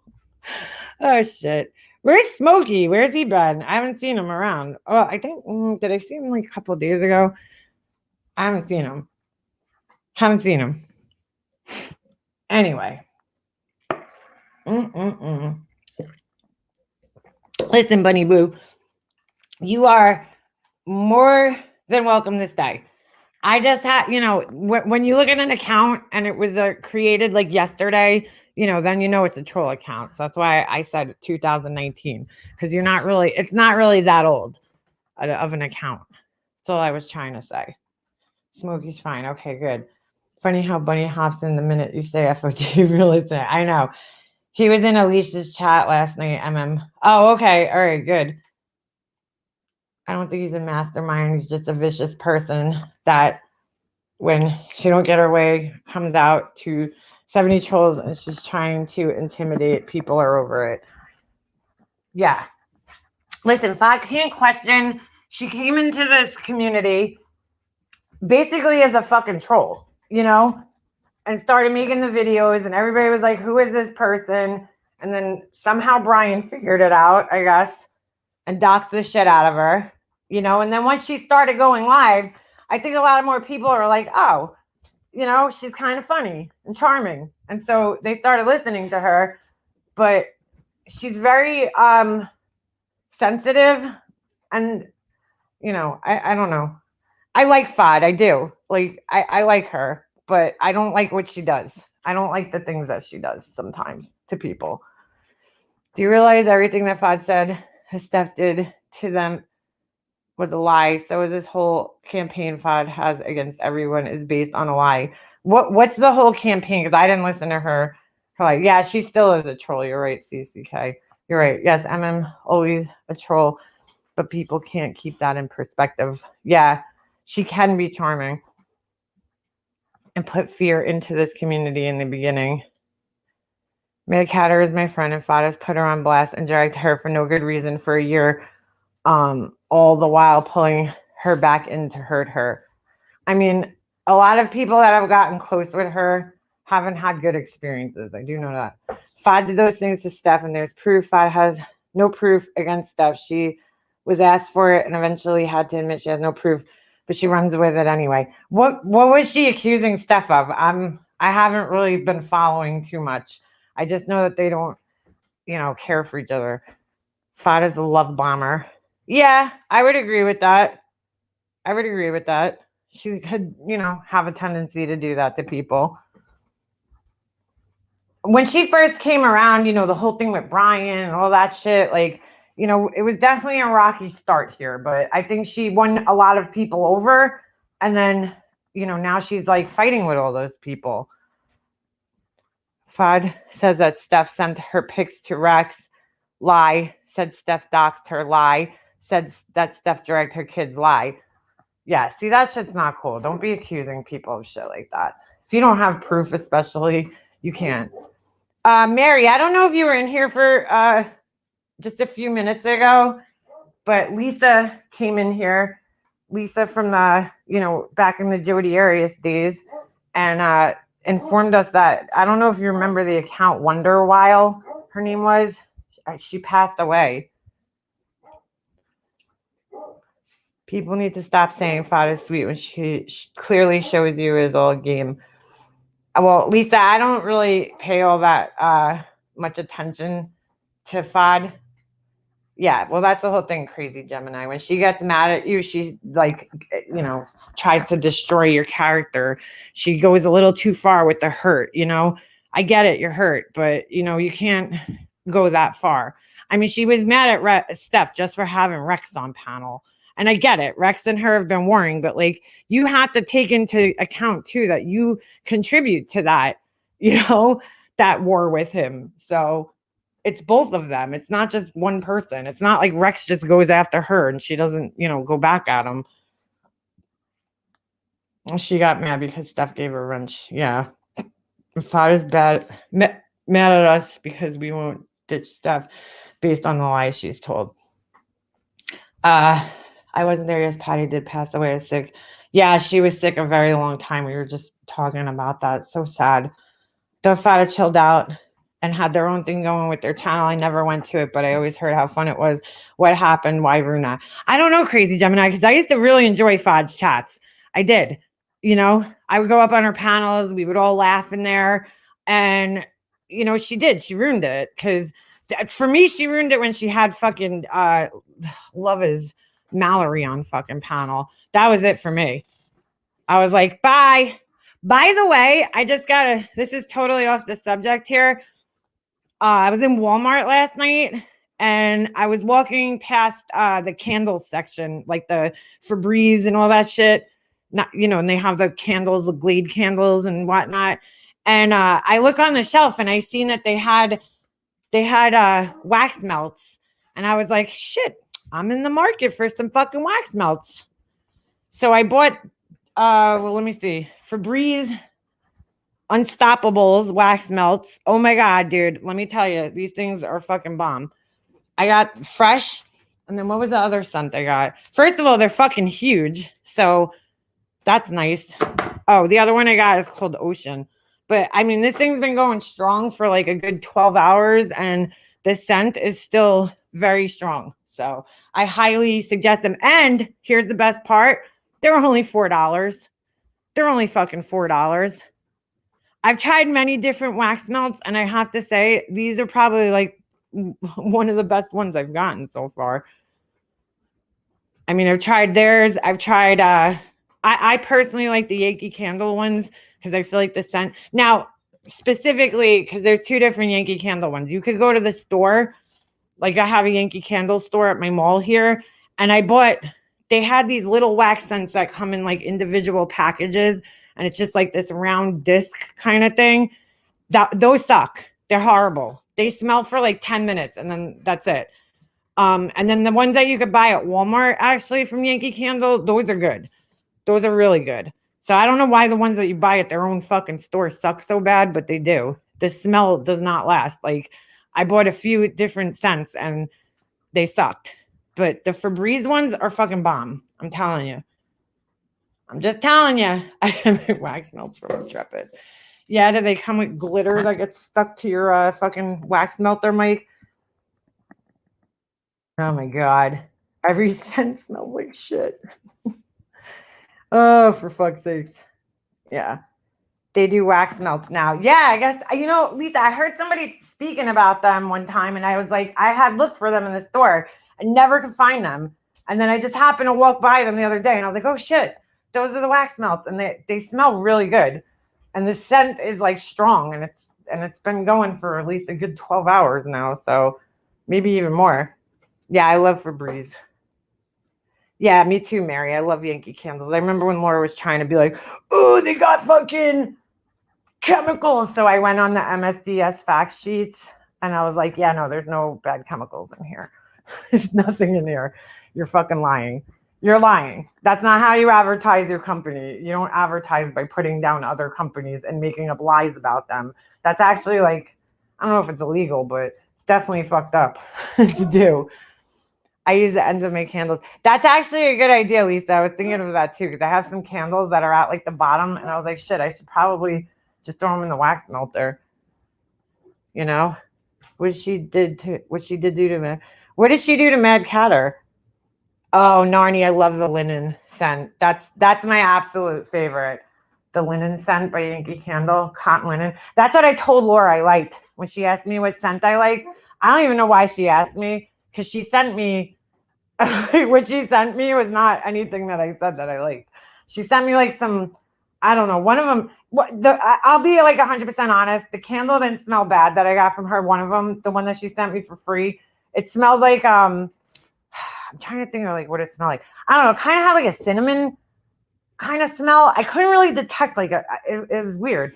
There was a whole bunch of different scents written on the label, but the really like most notable scent that I could smell was like this kind of cinnamon apple maybe kind of scent. I don't know.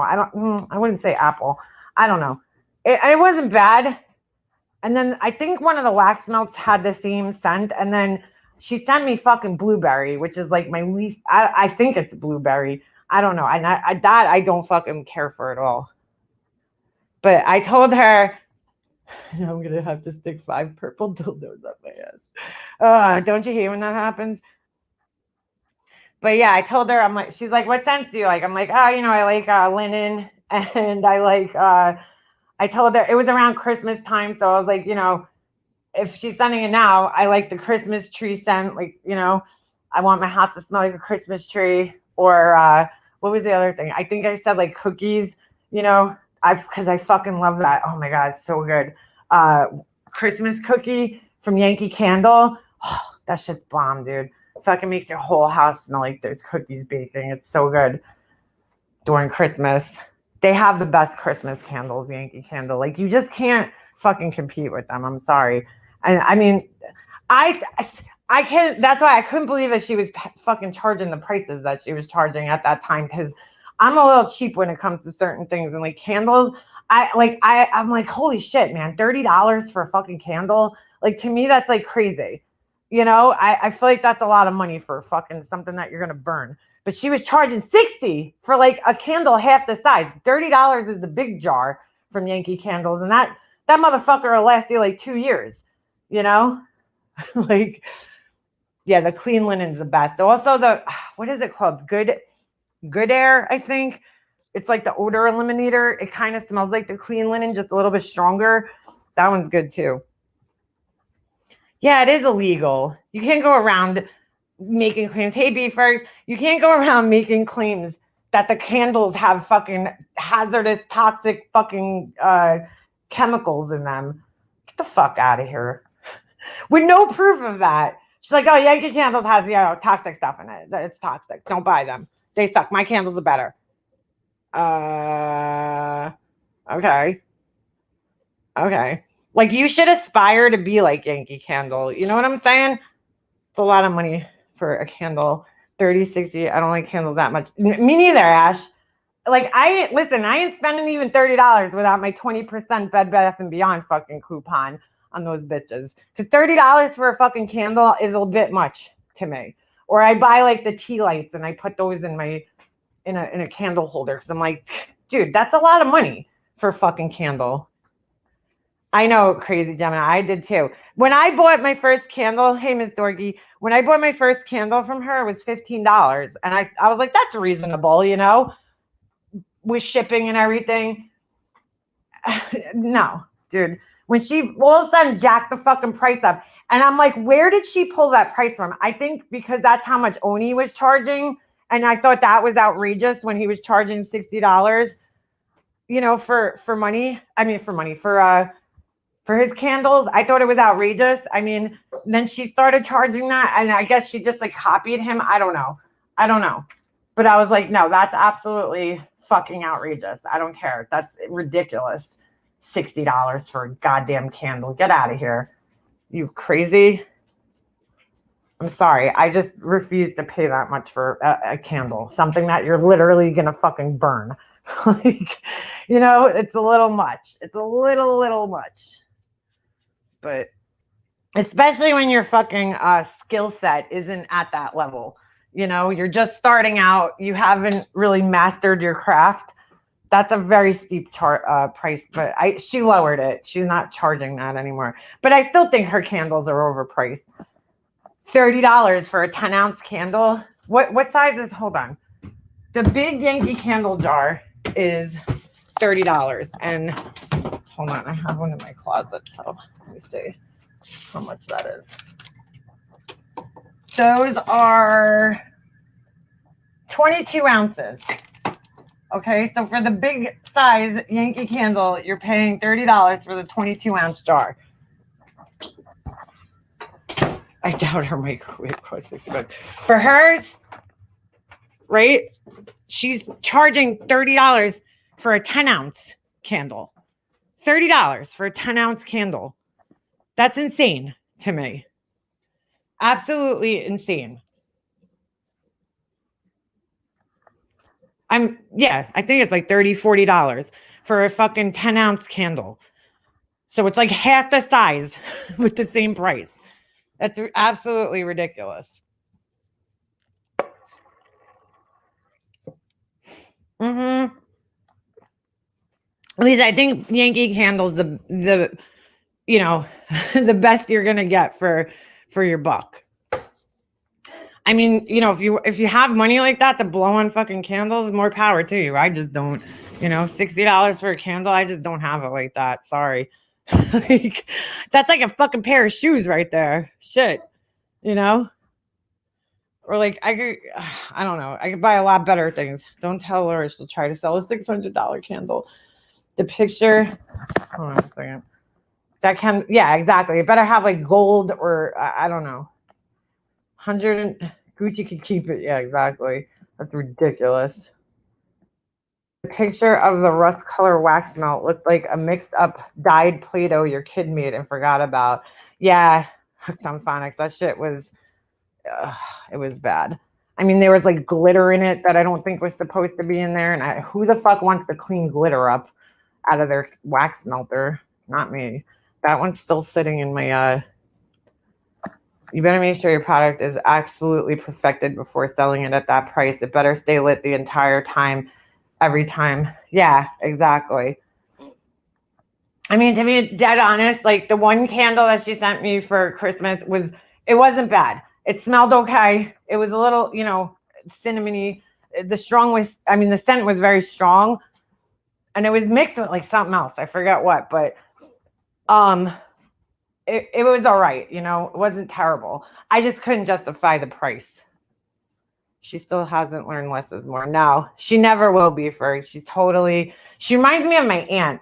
My aunt's like that, man. You just like, you go into her house and it's just like, she fucking overdoes it. Like there's just so much shit in her house. Like at one point in time, she hung like, those like beaded curtains that were in style when like in the 90s, like in like, when you were in like high school or some shit. She had like those hanging up in like every doorway in her house. And it was just like, oh, like it's too much, that's something she would do. Got this $600. If you sheep, patrons, don't buy it. You losers. Ugh. I hate glitter. It's so messy. Yeah, at least, and my fucking husband absolutely hates. She's a Guida. No, she's not, Ash. She's not actually Italian at all. She's just tacky. I don't know. She's just got really fucking bad taste, I guess. Like people might not like my taste, so I'm not saying, but she definitely needs to learn that less is more. Thinking about buying the candles that the ideas were taken from. What do you mean, Nana? She has many different candles, the ideas. Like the BPD one. She really likes to shame people for their mental disorders, I've noticed. Negs comes in the chat the other day and she's like, I'm not fighting with you. You have schizophrenia. And I'm like, what? Where'd she get that? And then she's like, oh, it's, he's like, I have BPD. And she goes, oh, you have borderline. Take your medication. I'm like, wow, dude. That, first of all, BPD does not, isn't bipolar, Laura. Oh, I'm sorry. Did I say borderline? That is what it is. Borderline personality disorder. It's not bipolar. You don't shame people. Glitter is the STD of crass. It really is. My daughter-in-law sells Scentsy, so I've never tried Scentsy before. I heard that's expensive too, but everybody says that they're great. Half price from my failing. And Another thing, yeah, she really does, Ash. Her clapbacks are fucking terrible, dude. There's strict handle business rules for home businesses. You're supposed to have some emissions tester. You got to keep a log of it. Few other strict guidelines. Oh, really? Interesting. Yeah, I'm sure she's not doing that. She's not following any type of rules. We know that. None. Zero. Glitter is lethal. Yeah, right. Yeah, it's so lethal that she puts it in her candles. But that's not toxic. She's telling people that Yankee candles are toxic, but glitter isn't toxic, right? Like literally burning fucking plastic or metal or whatever the fuck it's made out of. That's not toxic. No, not at all.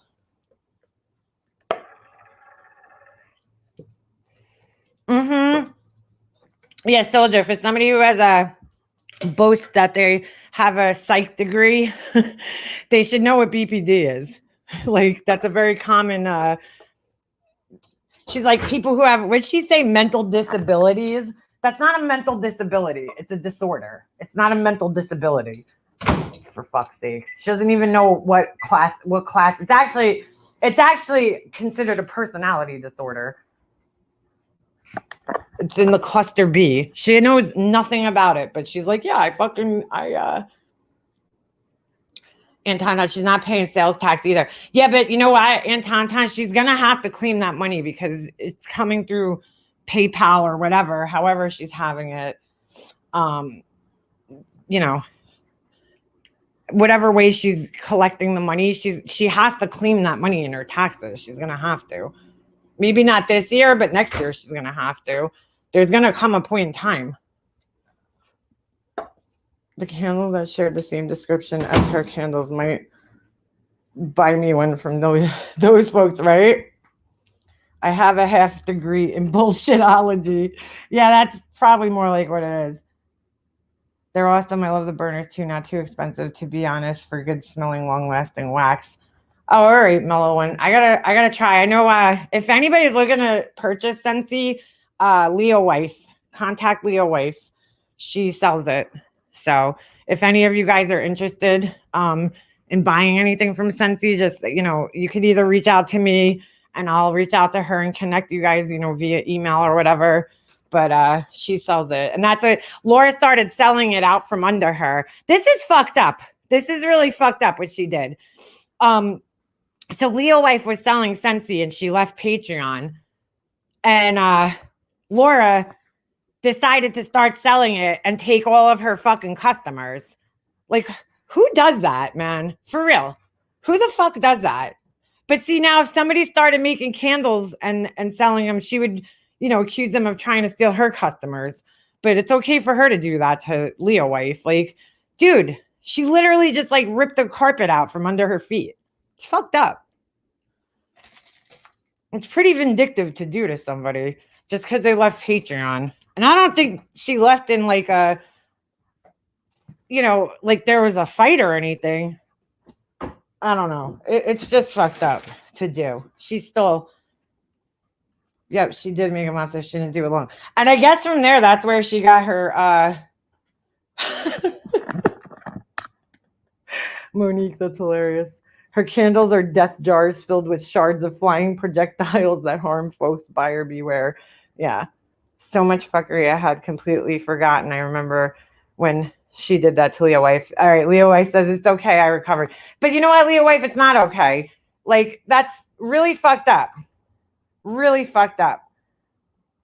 What about those roses that last a year? Oh, I never heard of those, Kevin. After she told everyone it was a sham. That dummy said yes. She shows autopsy pictures and Patreon because those people pay for personalization from her. Yeah, dude, that's really, gee, thanks. Get to see cut up dead people, children, not people. Isn't that a child? Hey, Pink. Mega Monster, Michaels has electric candle warmers where you can actually melt the candle in its own container. $5.99. I've used it for years with a Yankee 7-ounce candle. Oh, cool. Pink, thank you. I actually got a really nice wax melter from Walmart, believe it or not. It has like an Edison bulb in it. It's like clear and has an Edison bulb in it. It's cute. Better Homes and Gardens wax. Wax cube.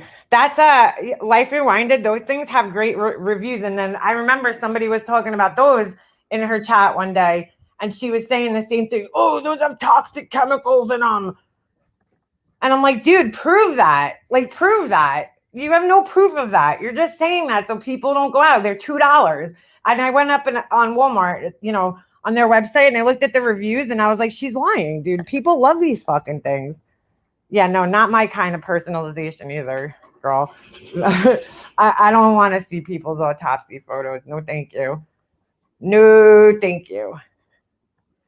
No, me neither. I'd never pay to see autopsy photos. First of all, if she's getting them, then she got them somewhere online, okay? So, like, or she requested them, but I doubt she even knows how to do that. So she probably got them from somewhere online. So like, if you really wanted to see those, you could go see them for free. I'm sure if you really wanted to, but the majority of people don't want to look at autopsy photos of a dead child. I know I certainly don't. Mellow skinny dipping. It's a tropical smelling one. Ooh. They had one yesterday. What the hell is it called? Oh, Beach Please. I was laughing. And yeah, dude, no new autopsy photos. People started buying it from Laura, if you ask me, her customers.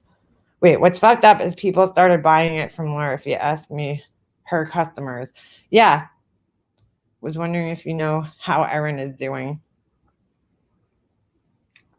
Or who remembers when Laura said, done with the drama the next day cursing? Yeah, she's still doing that. Wow, and she'll never be done. Then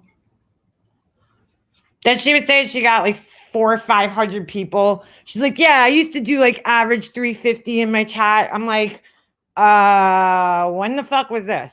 Because I don't remember that ever happening. But okay. There's a new one, Clean Magnolia. I think it smells so good. What's that, Hummingbird? What brand is that? What does that really say about you if you're wanting to view autopsy photographs, especially with children? I don't know, Ms. Nomer, but that's definitely not appealing to me. I have no desire to see that. I really don't.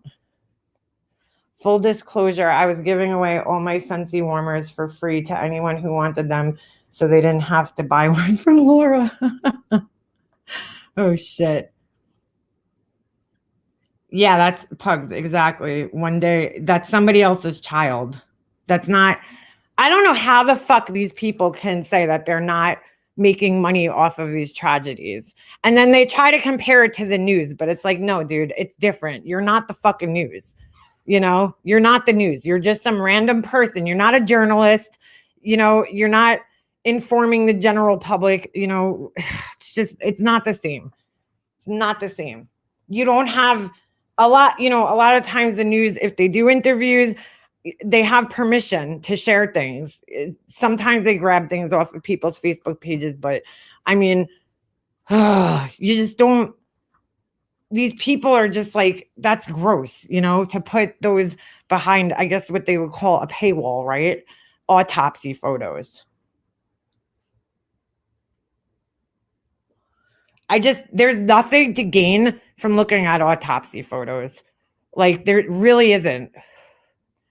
I mean, maybe during the trial there is, but like for the regular layman, there's really nothing to gain by just looking at the photos. What's more important is the report. The photos really are there just for documentation purposes, but I mean, I personally would have no desire to see those. I saw Travis Alexander's autopsy photos, and I'm good on autopsy photos. I don't need to see anymore. I'll be okay if I never see another fucking autopsy photo again for the rest of my life. It's fucking morbid, dude.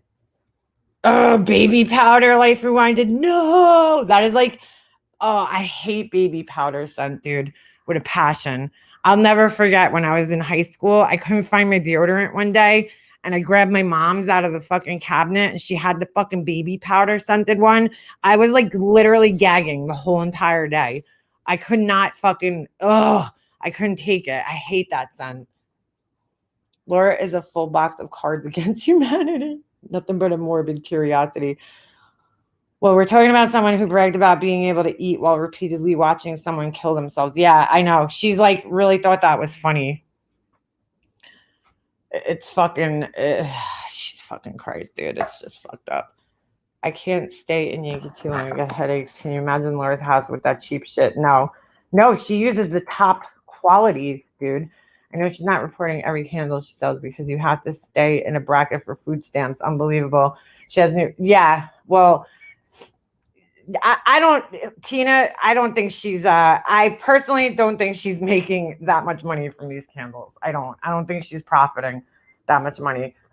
She's probably spending more than she's making. Usually the first year of any business, they don't profit. That's usually how it goes, typically. And I just, the way she spends, I just can't see that she's profiting off of it. I mean, I remember she was buying $10 boxes. You're fucking wrapping these things in $10 boxes, dude, that are going to get tossed in the garbage. That's stupid.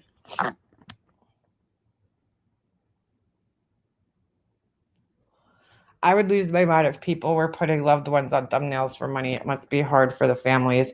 Yeah, Angela.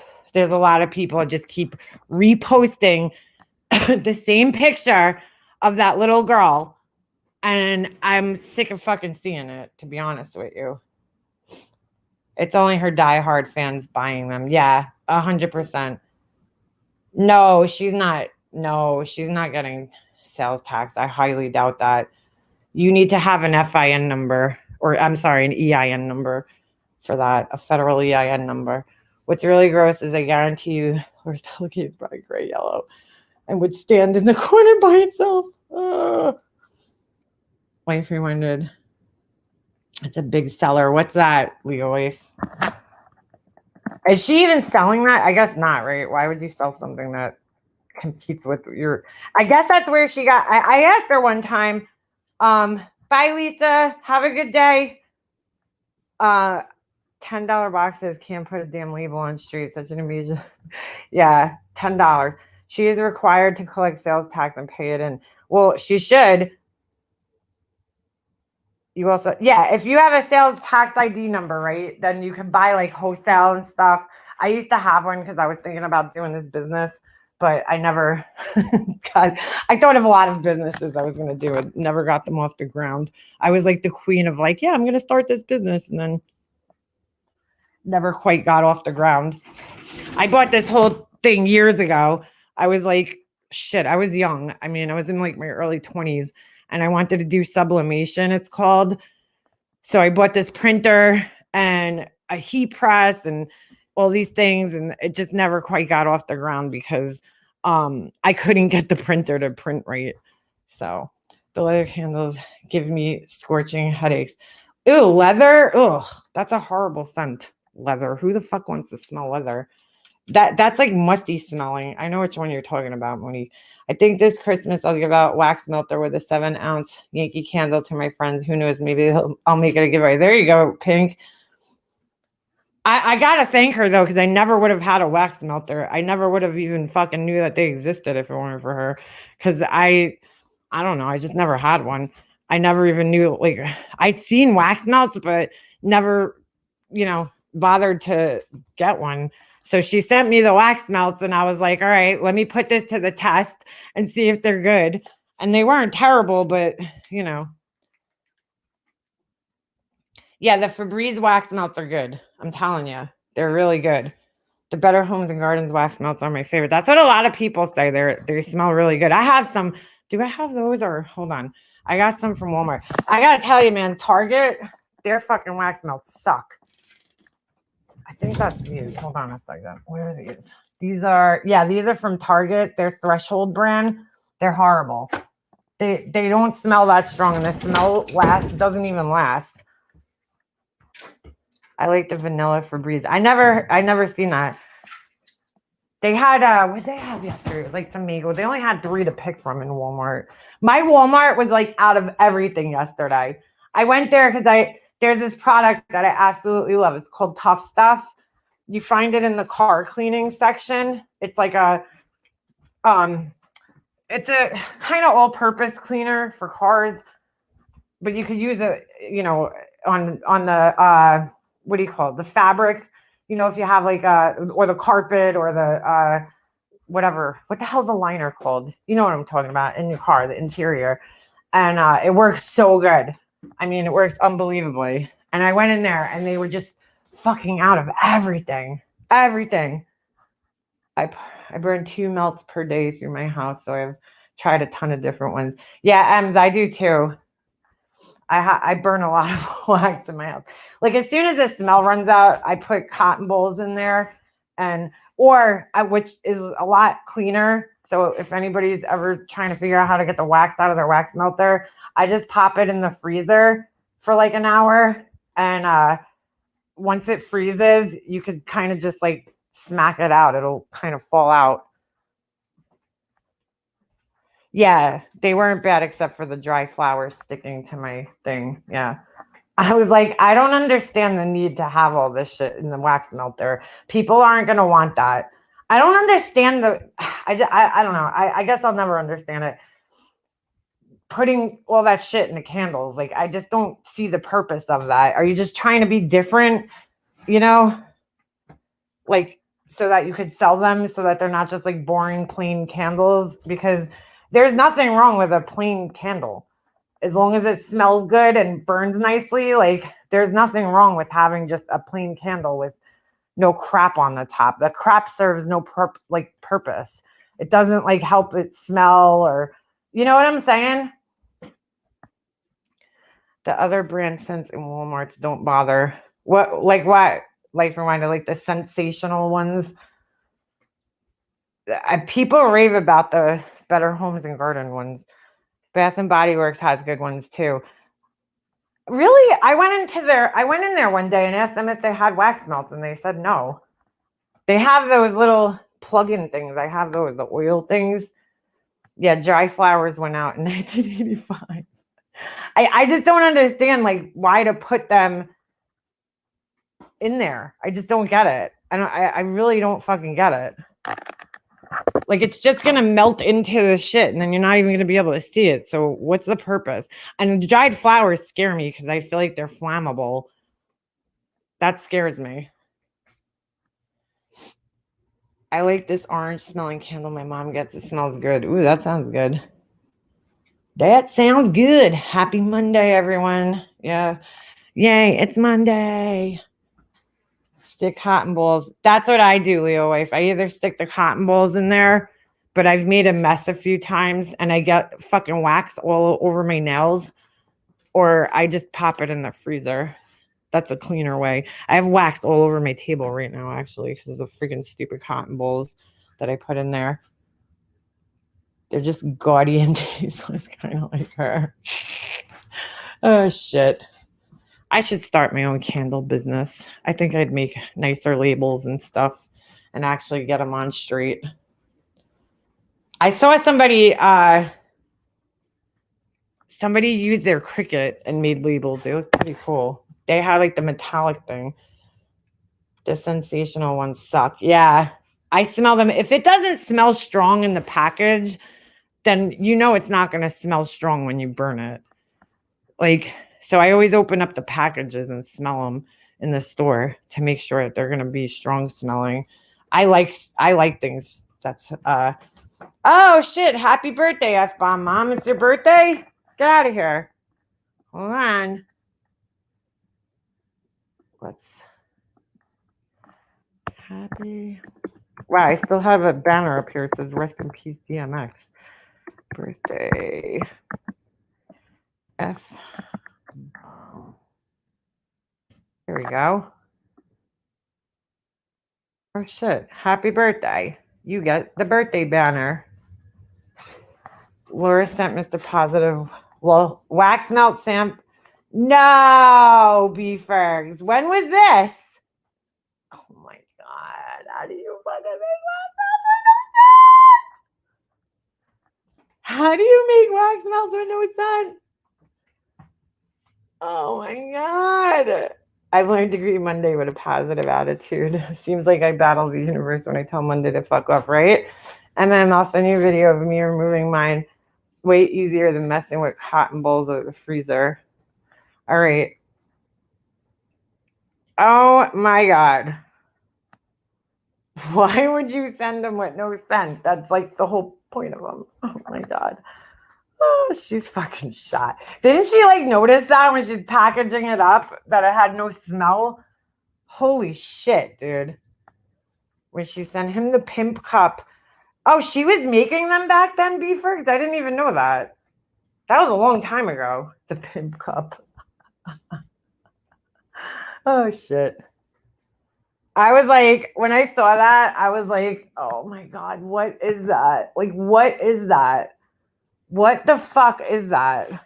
You like literally like just hot glue gunned anything to a fucking wine glass. I don't get it. What's the purpose of that? Why would a man want a fucking wine glass with flowers on it and perplexed? I just can't make sense of that. Oh my God. I also use essential oils after it stops leaving off a scent and add oil to the wax. Oh yeah, you could do that. I actually thought of doing that. I use makeup cotton pads to remove mine. You got one with no label? Oh my God. It was last year when you sent him the doorbell. She was making the candles back then? I didn't even know that. The one where the letters fell off. Yeah, he waited months for that cup. Everybody in her Patreon waited months because she had them all, sitting there. She never sent out all the things that she promised to them. Hey, Kat. How you doing, girlfriend? Did she think he couldn't smell? I don't know. I don't know. Oh my God. That is fucking amazing. Yay, Miss Hands made that cup. Oh my God. I can't. Oh, Jesus. You can't make this shit up. You just can't. I'm going to stop for a haircut while I'm down in my hometown. Let's pray they don't fuck it up. I'm so over bad haircuts. I hear you, Kat. You'll be all right, girl. I know the feeling. I was there once, I know the feeling, girl. You're so fresh into your grief, and you just got to get day by day, Kat, day by day. You'll get through it. I promise you. You will. And if I just want you to know, if you ever need to talk, I'm here. So you could email me, get my phone number from Hummingbird. I get it, girlfriend. I felt the same way when my mom passed away. I felt fucking completely lost. I felt like part of me was missing. Like literally half of me was missing. I felt so disoriented. I felt like I was never going to feel like a normal person again. I mean, I've talked about this so many times on here, but I mean, anything that you're feeling is totally normal. Totally normal to feel. And it's just time. You have to just, get time. But just know that, she wouldn't want you feeling down for forever. She would want to see you move on and, find somebody and, have a happy life. But it's going to take time, but you'll get there. You'll get there, girlfriend. I promise you. It's just going to hurt like hell for a while. And it sucks, and there's no magic words or, something you could do to make that pain go away. It's going to just take time. You just have to let time pass by, get through all the firsts, of the year. And then you'll realize that as time goes on, you just get stronger and stronger, and you become accustomed, unfortunately, to not having that person around, as hard as it is.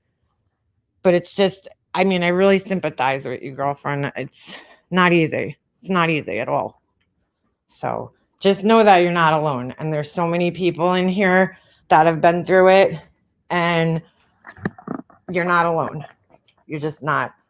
I feel like a part of me died that day. It did. That's why, Kat, a part of you did die that day, and it's going to feel so weird for a while, but eventually that feeling's going to go away. It will. I mean, it just, again, it just takes time. You're so fresh into the grief. Like, I know for me, when my mom passed away, like, it took months for it to really start hitting me.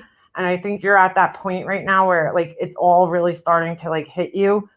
And that's, like, the worst part of the grief, and it might get worse before it gets better, but it will get better. You just have to be patient with yourself and give it time, and just really know that she would not want you, she wouldn't want you being sad every day. I know any of our loved ones that passed away want to see us happy. They don't want to see us sad. Where she is right now, we're the ones hurting. She's not hurting anymore. She's not suffering anymore. She's in a paradise, and we're here to suffer. But they don't want us suffering. That's for sure. Yeah. See, Hummingbird, I always, like, people used to say that to me, like, oh, your mom will always be with you. And they will.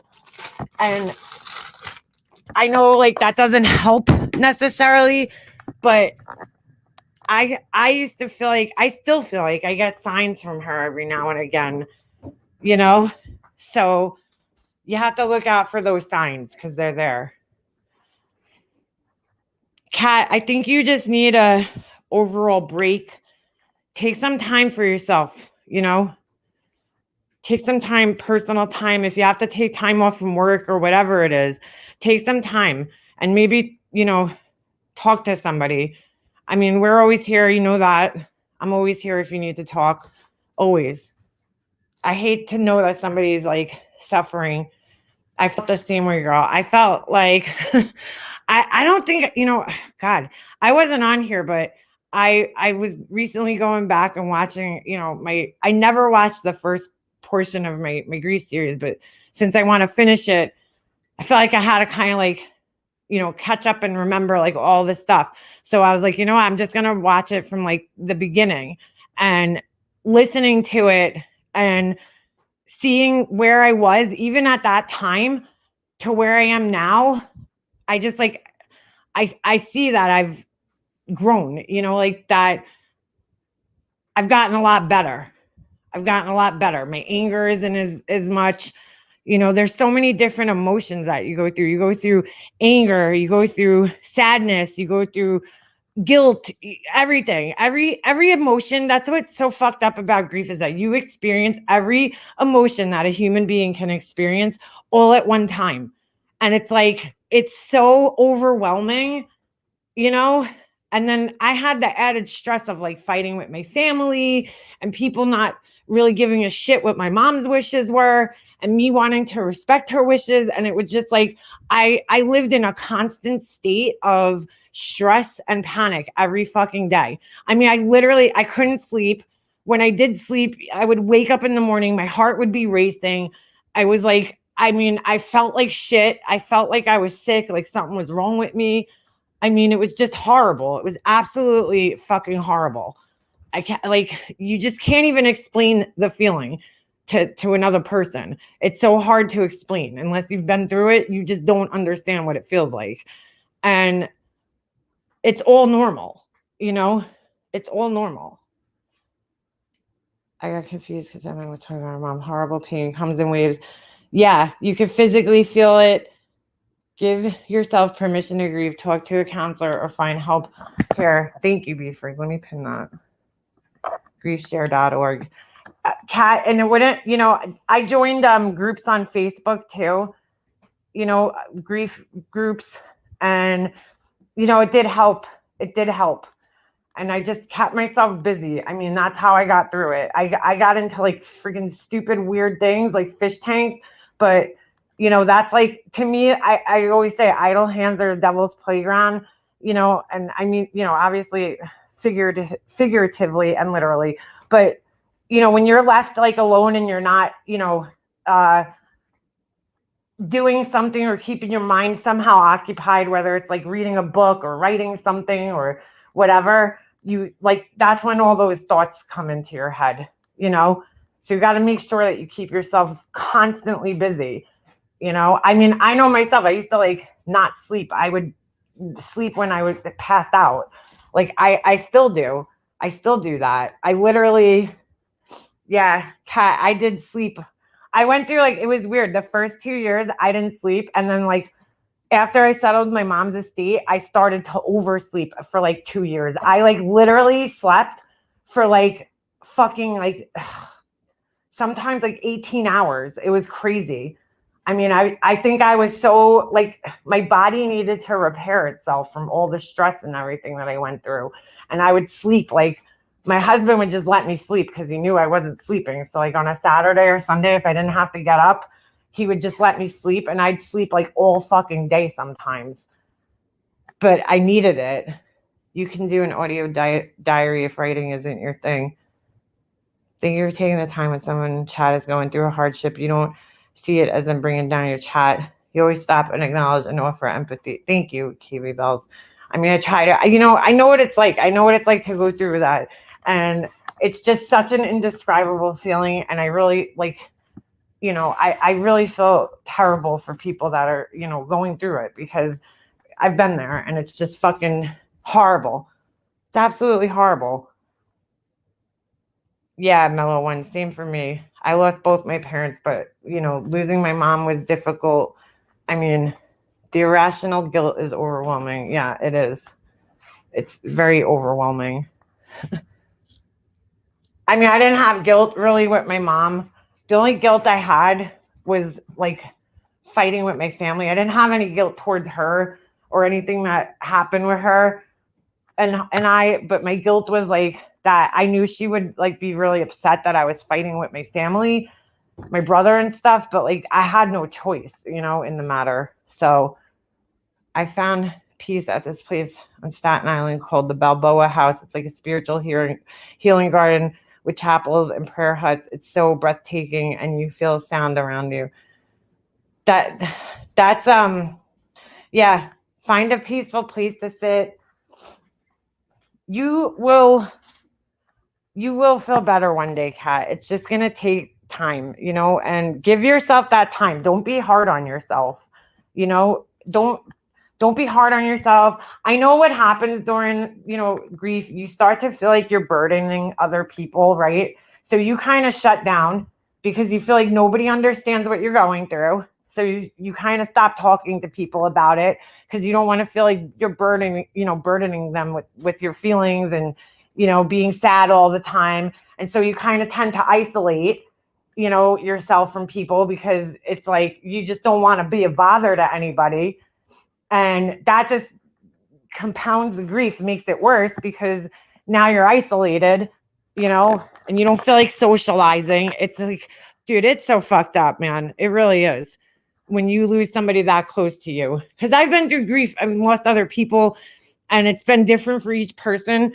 I know from my mom, just because we were so close, like it was like a totally like different experience than I had ever experienced before. And it was just, it was horrible. It was fucking horrible. Absolutely horrible. Yeah, don't apologize. No need. Kalea, yep. Kalea just lost her mom and she's dealing with it. We all deal with it at some point in our lives, you know, and everybody's is different and everybody's handles it differently. But I strongly suggest, you know, maybe seeing a grief counselor. If you feel like that's not working, find a different counselor or a support group or something, because, you know, there is somebody out there that could help you and talk to you. But like I said, my you know, email's always open, and if you like, you could text me, you know, Hummingbird could give you my number, and feel free to text me anytime. Thank you, Stu. Now he's a man, 55, so young. My dad passed from a sudden heart attack. My mom from cancer. No child should see their parent die before their eyes. It's been 6 years. Oh my God, Mellow One, I'm sorry. I feel you, girl. I mean, I feel you. I watched both of my parents die, and it was fucking horrible to watch. I feel like that was like, it's so weird to say this, But when I think back of like, I don't know, that was my old life. Like it almost feels like it was a different lifetime. Like I was a different person. It was a different time in my life. Like none of that exists anymore in my life. And this month for me is like the month that, like, I don't know, I've been down this month, because my mom's birthday is coming. My brother's birthday just passed. And as odd enough as it is, my brother's birthday. So my brother's birthday is the day I found out my best friend passed. And then my mom and my friend have the same birthday. So it's like, it's just not my month this month. It's just not my month. I just got off a 5-hour call to a friend and seen you live. Try off to sleep. Good night, Kalea. Yeah, it feels like a whole different lifetime ago. Hey, Victoria. But with you comes better understanding of people and being able to relate on different levels. I agree with that. I totally agree with that. I lost my mom 2 years ago and my dad this past March. It's very hard. I'm so sorry, Julie. That's very close together, girl. And I'm really sorry. Oh, my goodness. Alexis, oh, my God. No, don't say that. I'm praying for you, girl. Don't be scared. God forgive if anything happens, Alexis. Colon cancer or anything, it's very treatable nowadays. So, I mean, but let's just pray for the best. First time comment. Hold on a second. Let me go back up here. She was beautiful, Kat. My first time commenting. Thanks for this. My youngest brother died on March 29th. I still cry every day. Oh, I'm so sorry. Oh my God, it's horrible sending everyone hurting hugs from Arizona. I'm so sorry, girlfriend. Is that him in the picture? He was cute. March is not too long ago. Condolences to all who lost a loved one. And my best friend's birthday is on my mom's birthday. Oh, get out of here, Betty. That's crazy. I mean, he was one of my best friends. My real best friend is my friend Tommy, who, thank God, is still in my life. I miss that face. She was so pretty. Her birthday was July 25th. Oh, no, Kat. Okay, so yeah. I planned to take her on a surprise trip to the Outer Banks. She never knew she would have been 52. Oh, Kat, that's heartbreaking, girl. Maybe you could go with family or something and do something special. Like I bought, I have this. I was supposed to do it last year, and it was like storming, I think, or something on my mom's birthday. And so I saved it, but I found it the other day, and I was like, oh my God. It's like those lanterns that you light, and you kind of send them off into the sky. So we're going to try to do it this year on her birthday. Just to, I like to do on my mom's birthday, like I go to the church, I light candles. I'm not really, very religious, but it gives me comfort to go there and just light a candle for her. And, then I'll drive by her house, and then, I'll make food that she likes or something. So do something special in honor of her. It'll make you feel better. It really will. Let yourself cry, get it out. And, because if you hold it in, it's still going to come out, in some way, shape, or form. So I know I did that to myself. I tried to avoid crying. I mean, what was it? A couple of days ago, I was crying, I try to avoid it, but then sometimes it just hits you. When those moments hit you, just let it out, girl.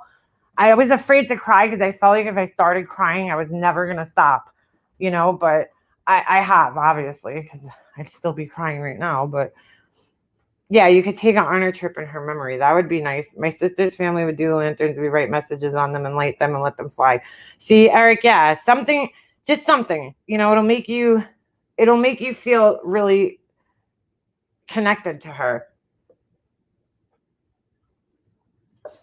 I mean, I planted a garden in honor of my mom. Like there's, think of things that she used to like to do and do those things and do them in honor of her. I remember I was in a hospital for 5 days in April. Kat, you're gonna get through this, girl. You will. And you know what? When you least expect it, someone good's gonna come into your life, and you're gonna be happy again, girl. You will be. I promise you. Grief is hard, everyone, but we are lucky to have loved. Feeling lost means someone affected our lives. Exactly. It also means that you have feelings. That would be, hey, Ninja Orchids, I struggle with even talking about it because I will lose my composure. Yeah. Well, the son who's a priest celebrates a mass on his father's death anniversary. There you go. Get a tattoo. You know what I'm saying? Whatever you want to do to like commemorate the person. I did a lot of different things with my mom. Like I got a necklace made, like just things that made me feel better, you know, because I felt so fucking lost, man. I felt so lost. My mom was my best friend. I talked to her every day on the phone, you know, and hung out with her all the time. And like she had such a big presence in our house, even though she didn't live with us. And it's like, you know, all of a sudden, this huge presence in our lives is just gone. And it's like, how do you go on? You feel like you can't, you know? I remember feeling like that, I guess, what is it? Survivor's guilt, where like, you feel like you don't want to do anything because you just don't want to do anything. You feel guilty. You feel like I shouldn't be having fun. I shouldn't be laughing. I shouldn't be enjoying my life, you know? And that feeling takes a long time to go away. I still kind of feel like that sometimes, you know? I mean, just this year, I would say between last year and this year, you know, I've really started to like heal and feel like myself again, and which I never thought was going to happen. I really didn't. I thought I was going to be stuck feeling like that for the rest of my life. I thought that I was like, you know, it's almost like you don't even want to be alive because it's such a horrible feeling. But I mean, I couldn't, you know, even think that way because I have my son. But you just kind of, you know, feel like they're like, oh my God, am I going to feel like this forever? Am I going to feel like this? And then you feel guilty for feeling like that. Like, oh, it's so fucking confusing, dude. It's just so confusing. It's such a horrible feeling. You know, you don't even know. I just remember feeling like I didn't know how to be. I didn't know how to act. Like I felt like if I cried too much. If I didn't cry, you know, you feel like everybody's judging you and watching you. Like I remember I would write these things on Facebook. I don't know. I started using Facebook as like a grief journal. And I felt like, oh my God, people are going to start thinking I'm fucking crazy. You know, like I like just everything felt wrong. Every fucking thing I did felt wrong. And it is the most fucked up feeling ever. You feel like you don't even know how to like function as a person anymore. Everything feels like wrong that you're doing. You don't even know how to act, how to be, what to think, what to do. You know, you're like, if I, you know, do something, are people going to look at me like, oh, why is she doing that? You know, or it's just insane. It's insane. And people then, you know what the hardest part is? And I just want to put this out there. Because I know for me, this is how I feel. I can't say that everybody feels like this, but I know a lot of other people sharing this. Do not, if you have a friend or family member, okay, that you're close with who recently lost somebody, don't forget about them. Don't stop asking them how they're doing because you're afraid that you're going to, you know, upset them by talking about the death, because that's not true. In fact, it's more upsetting when people forget about you and stop asking about you. It is. I know, at least for me, because, you know, people fall off after like the first couple of months and they stop asking you how you're doing, you know, and they don't want to upset you. So they just kind of avoid you. I mean, I know there was people in my life that were just basically avoiding me because they didn't want to like upset me. And that's not the case. I know for me, it's not. So, you know, see, Kat, you feel forgotten. That's how I felt. I felt forgotten by some, not everybody. You know, I had my people in my life, but, you know, just know that those people aren't intentionally forgetting you. They're just, you know, they're trying to not upset you. I mean, they're not intentionally forgetting you. It's just that it's a very uncomfortable thing for people. And a lot of people, I would say the majority of people, don't know what to say to somebody who's grieving, because it's like, there's nothing you can say, you know, and you know that there's nothing that you could say. But there is, the one thing you can say is, I'm here for you. And that does a fucking world of help for somebody who's going through that, you know, just to let them know that you're there for them. If they need to talk, that does a whole that does a whole world of justice. You're not, Marie, you're not derailing the chat. It's fine, hun. Don't worry about it. It does a whole world of justice for people to just let them know that you're there if they need to talk, or to just check in. I try to do it with friends, you know, and just check on them and just make sure that they're okay. And, you know, I'll text them, hey, you don't even need to answer me. I just want to make sure you're okay. That's it. You know, send me a thumbs up back if you don't want to talk. I just want you to know I'm here if you need to talk, because I remember going through that and feeling like everybody fucking forgot I was going through that. And then the whole world, I always explained it. I forget what fucking video it was. There was some video back in the day where a guy's standing in like Grand Central Station or something, right? And everybody's moving really super fast around him, you know? And he's just like kind of standing still. That's what it felt like to me. It felt like everybody's like just moving on with their lives. And, you know, I'm going on Facebook and like people are going like to parties and they're vacationing and they're doing this and that. And like, here I am stuck in this fucking mental hell that is horrible, you know? And I'm like, why can't I just go on? Why don't I feel, how are these people just going on with their lives? And I'm talking like not just people in general. I'm talking like my family, you know? I'm like, why is this like affecting me so much worse than everybody else? Why does it seem like everybody else is just moving on with their lives? And it just made me even more upset. But then I realized like nobody's ever going to feel what I'm feeling because it's my mom, and it's going to be a lot different. Yeah, exactly, Kevin. People just don't know what to say. Hold on. I gotta switch over to my phone because my laptop's about to die. But you know, it is. It's not, I mean, I personally, you know, I don't think people are doing it to hurt you or anything. I think they just don't know what to say sometimes. It's hard. Myself included, but I try to remember, and I try to, you know, at least just check in and just say, hey, you know, I'm here if you need to talk. That's it. That's it. Thank you, Gone Girl. Hold on a second. Let me just do this real quick.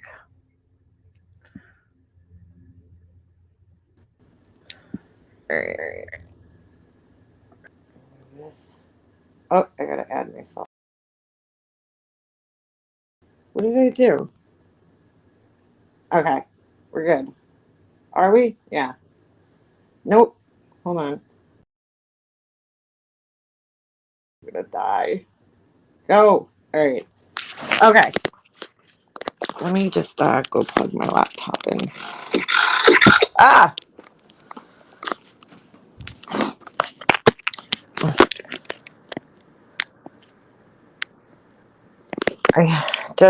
Yes, just, you say, I can email you anytime, especially both moms passing with cancer helped.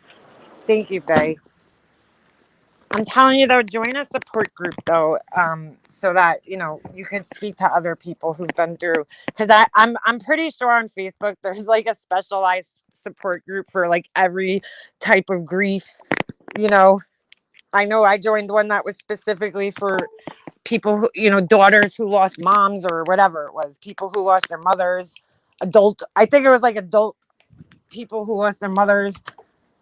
And it just helped to know that there was other people. Like I would see like these random posts of people like asking like, is this normal? You know, I'm going through this, that, and the other thing. And I'm like, oh, I'm so glad I read that post, because like I feel that way all the time. And, you know, you really start questioning your own sanity. Well, I was, because I was going through a whole bunch of other shit too. But, you know, it was like, I really started questioning my fucking sanity. just look at this chat and see how many are going through some really difficult real life things and how supportive we could be to one another. Sending hugs. Yeah, exactly, KB Bills. That's one thing I give my chat. Like, when somebody's hurting, I think everybody tries to come together and relate with that person because, we've all been through it. It's part of life, unfortunately. I have a therapist. She's good. I also have a psychiatrist. You're not crazy, Kat. You're not. You're not crazy, girlfriend, at all. That's the thing. You need to realize you're not. You're having nobody. All right. Nobody. Your psychiatrist is there, and therapists are there as a tool to help you. You know what I'm saying? But they're not going to be able to cheer you. You know what I'm saying? And that's what you have to understand, that they're not going to be able to take the feelings away, or the hurt, or the pain, or give you a medication that's going to magically make everything all better. They're there just as a tool for support, really. But you're not crazy. You're not crazy. You're grieving. There's a difference, huge difference. So just know that you're not crazy at all. You're just a woman who's, grieving somebody that she loved dearly. And it's going to hurt for a while.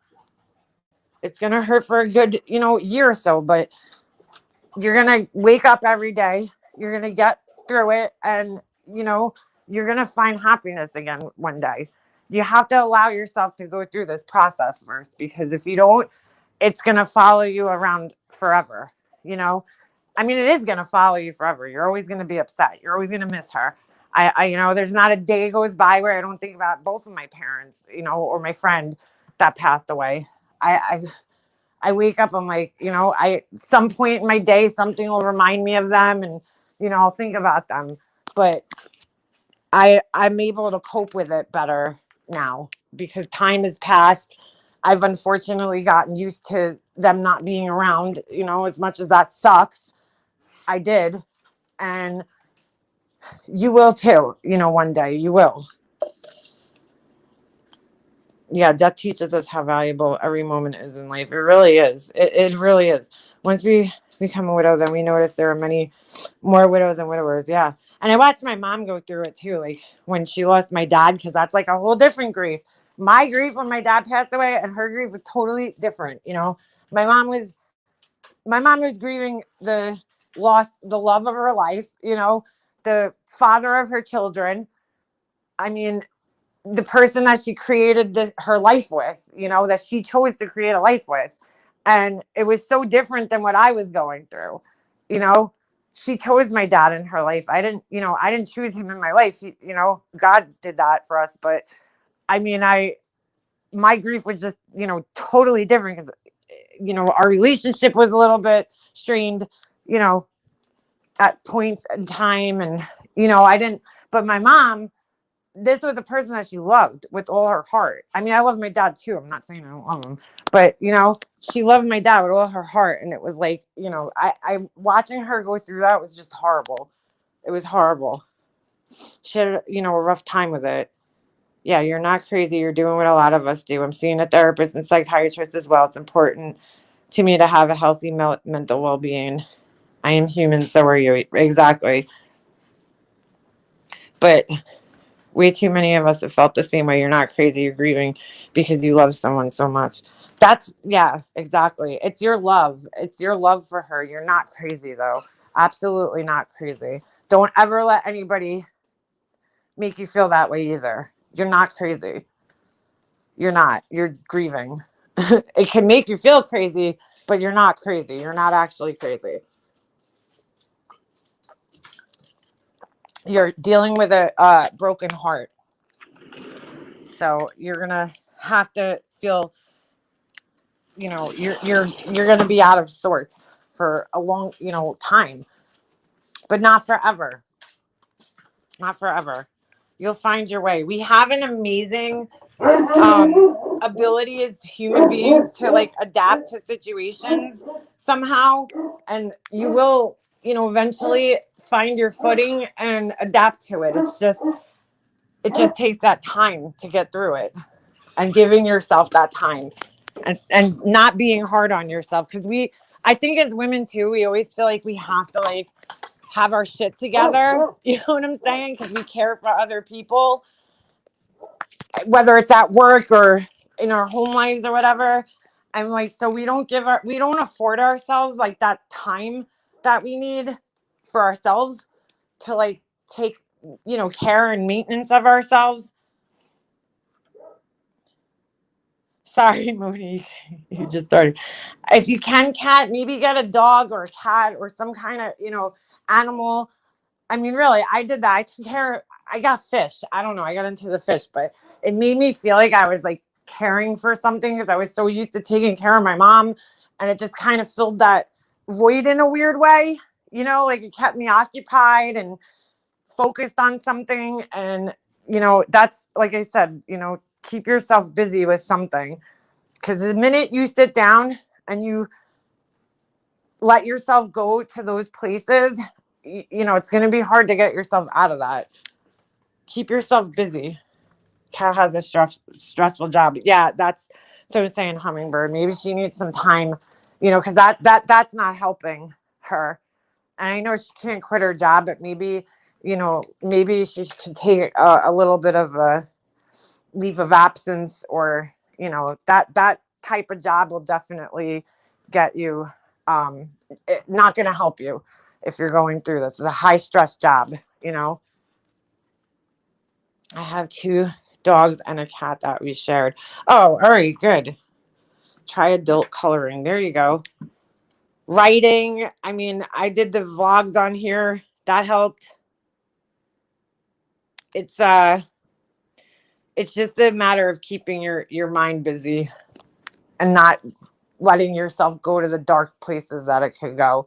Because there's many times I had to fucking pull myself out of dark places, and it's hard. It's hard, but it's possible. Keep yourself busy and just keep in the back of your mind. That was the one thing I always tried to keep in the back of my mind is like, my mom wouldn't want me, feeling this way. She wouldn't want me depressed. She wouldn't want me laying around not, participating in my life, with my family and stuff. I mean, it was hard some days, there were days that I fucking isolated myself and just didn't want to have anything to do with anybody. But, you have to kind of push yourself, and it sucks, but you do. Ugh, I hated, oh my God. I just like thinking about being back and going through that first year, especially, just, I don't envy anybody that's going through it right now because it sucked. It's fucking horrible. I think you do short 7-minute videos of helpful grief tips. You have such empathetic, compassionate view, but realistic advice. You don't have to be an expert. Thank you, KB Bells. I have thought of doing videos. I really have. I just, I mean, it's hard, it's just a hard thing to get through. And like, I feel like people don't talk about it like openly, because it's like so personal, but it's like we all deal with it at some point in time. So why the fuck aren't we talking about these things? I just don't get it. Why aren't we talking about these feelings? I just remember feeling incredibly fucking alone. And I wasn't alone. I had people, I had a great support, my husband, friends, family, but I felt like alone in like my sadness. I felt like I was just like crazy. Just like Kat feels like she is right now. I felt the same way. I felt like I was going fucking crazy. I really did.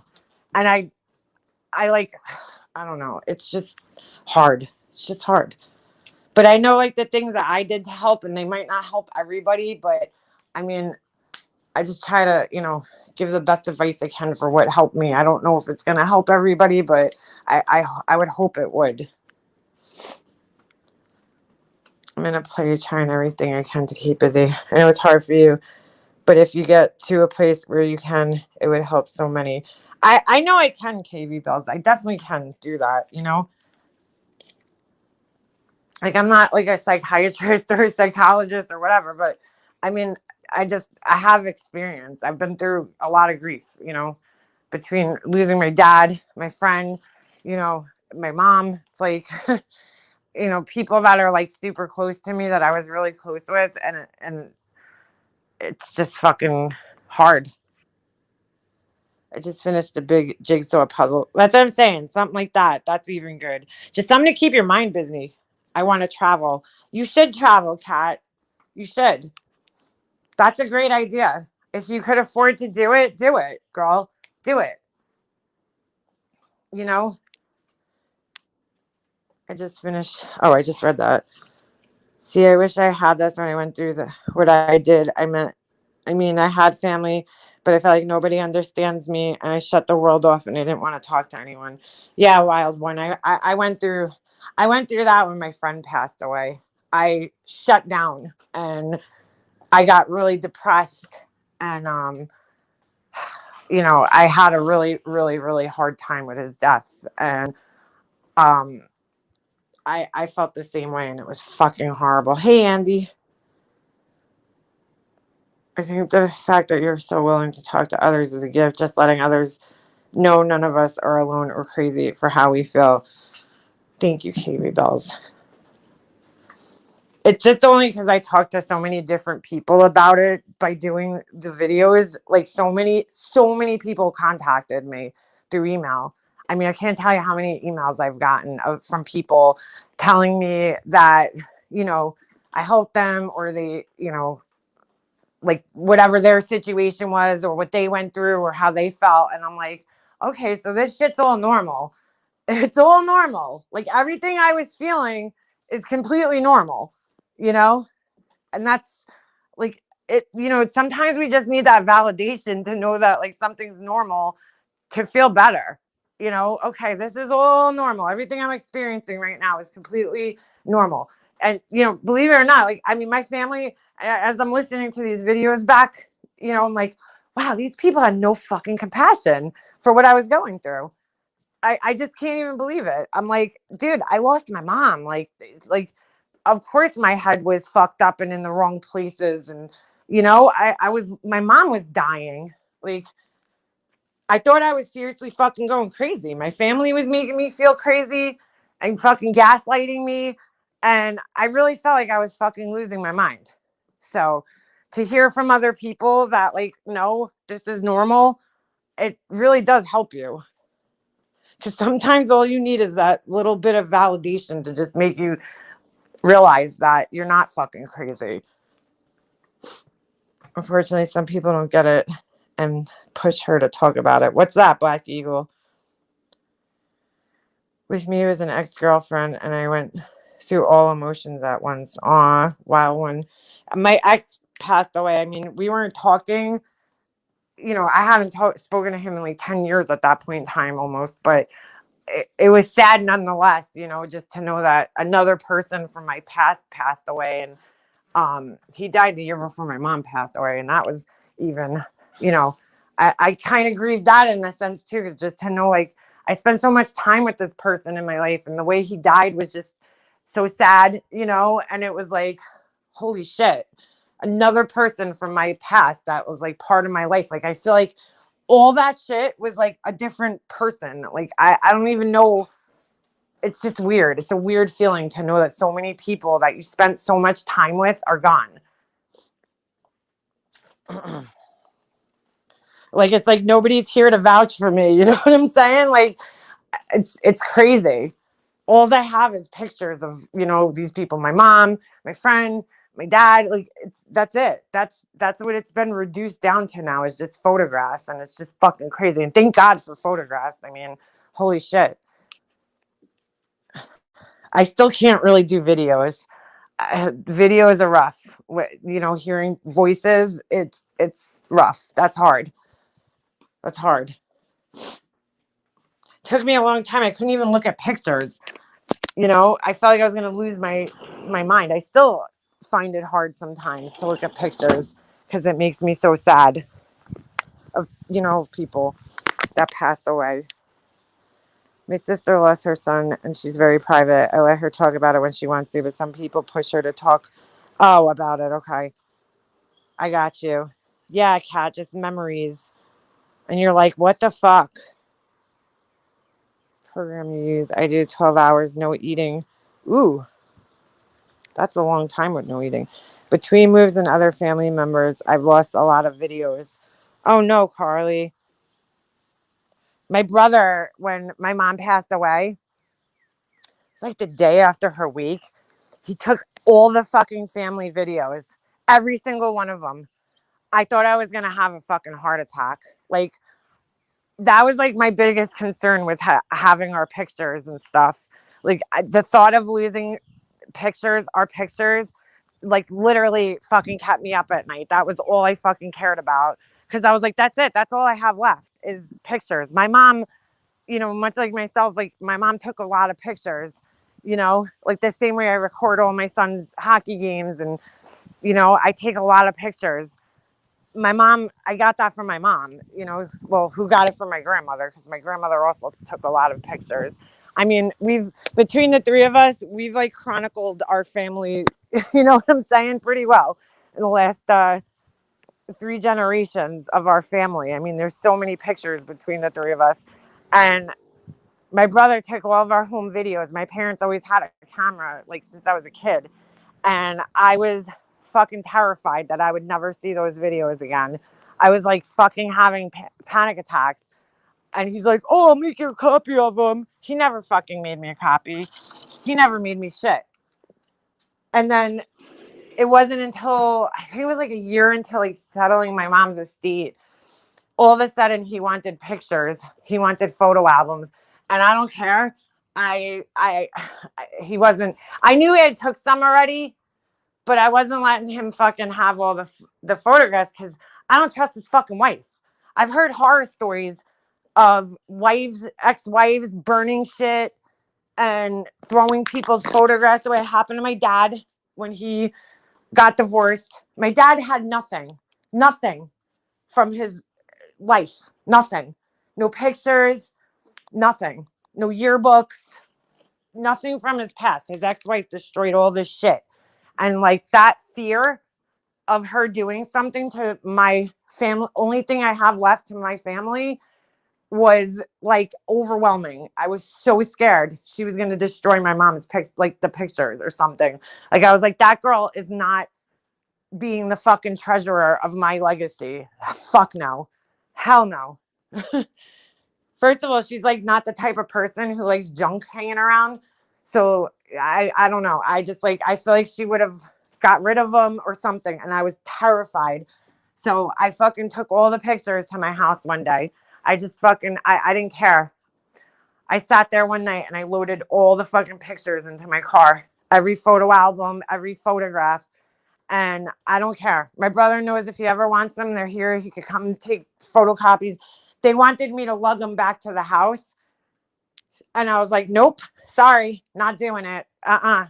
You'd have to fucking cut my leg off. I'm not fucking giving these pictures up. I don't care. I probably would have like gave up half of everything just to keep those pictures if I had to. Because I was like, you're not fucking taking my family legacy away from me. You're not doing it. This girl, I can't trust this girl. I've heard her even threaten him to destroy his shit one time when they got in a fight. And I'm like, nope, sorry, not happening. They're safe with me. So that was it. But he brought back the videos as like collateral, give me the pictures. And I was like, no, fuck you. Fuck you. You're not getting them. He knows if he ever wants pictures, he could come over here and he could scan them in or do what he's got to do. They're not leaving my fucking house. Once they got in my house, they weren't leaving my house. It just wasn't happening. Not taking my fucking family memories. Hell no. Hell to the no. Not letting some psychotic fucking bitch take my family memories. It's not happening.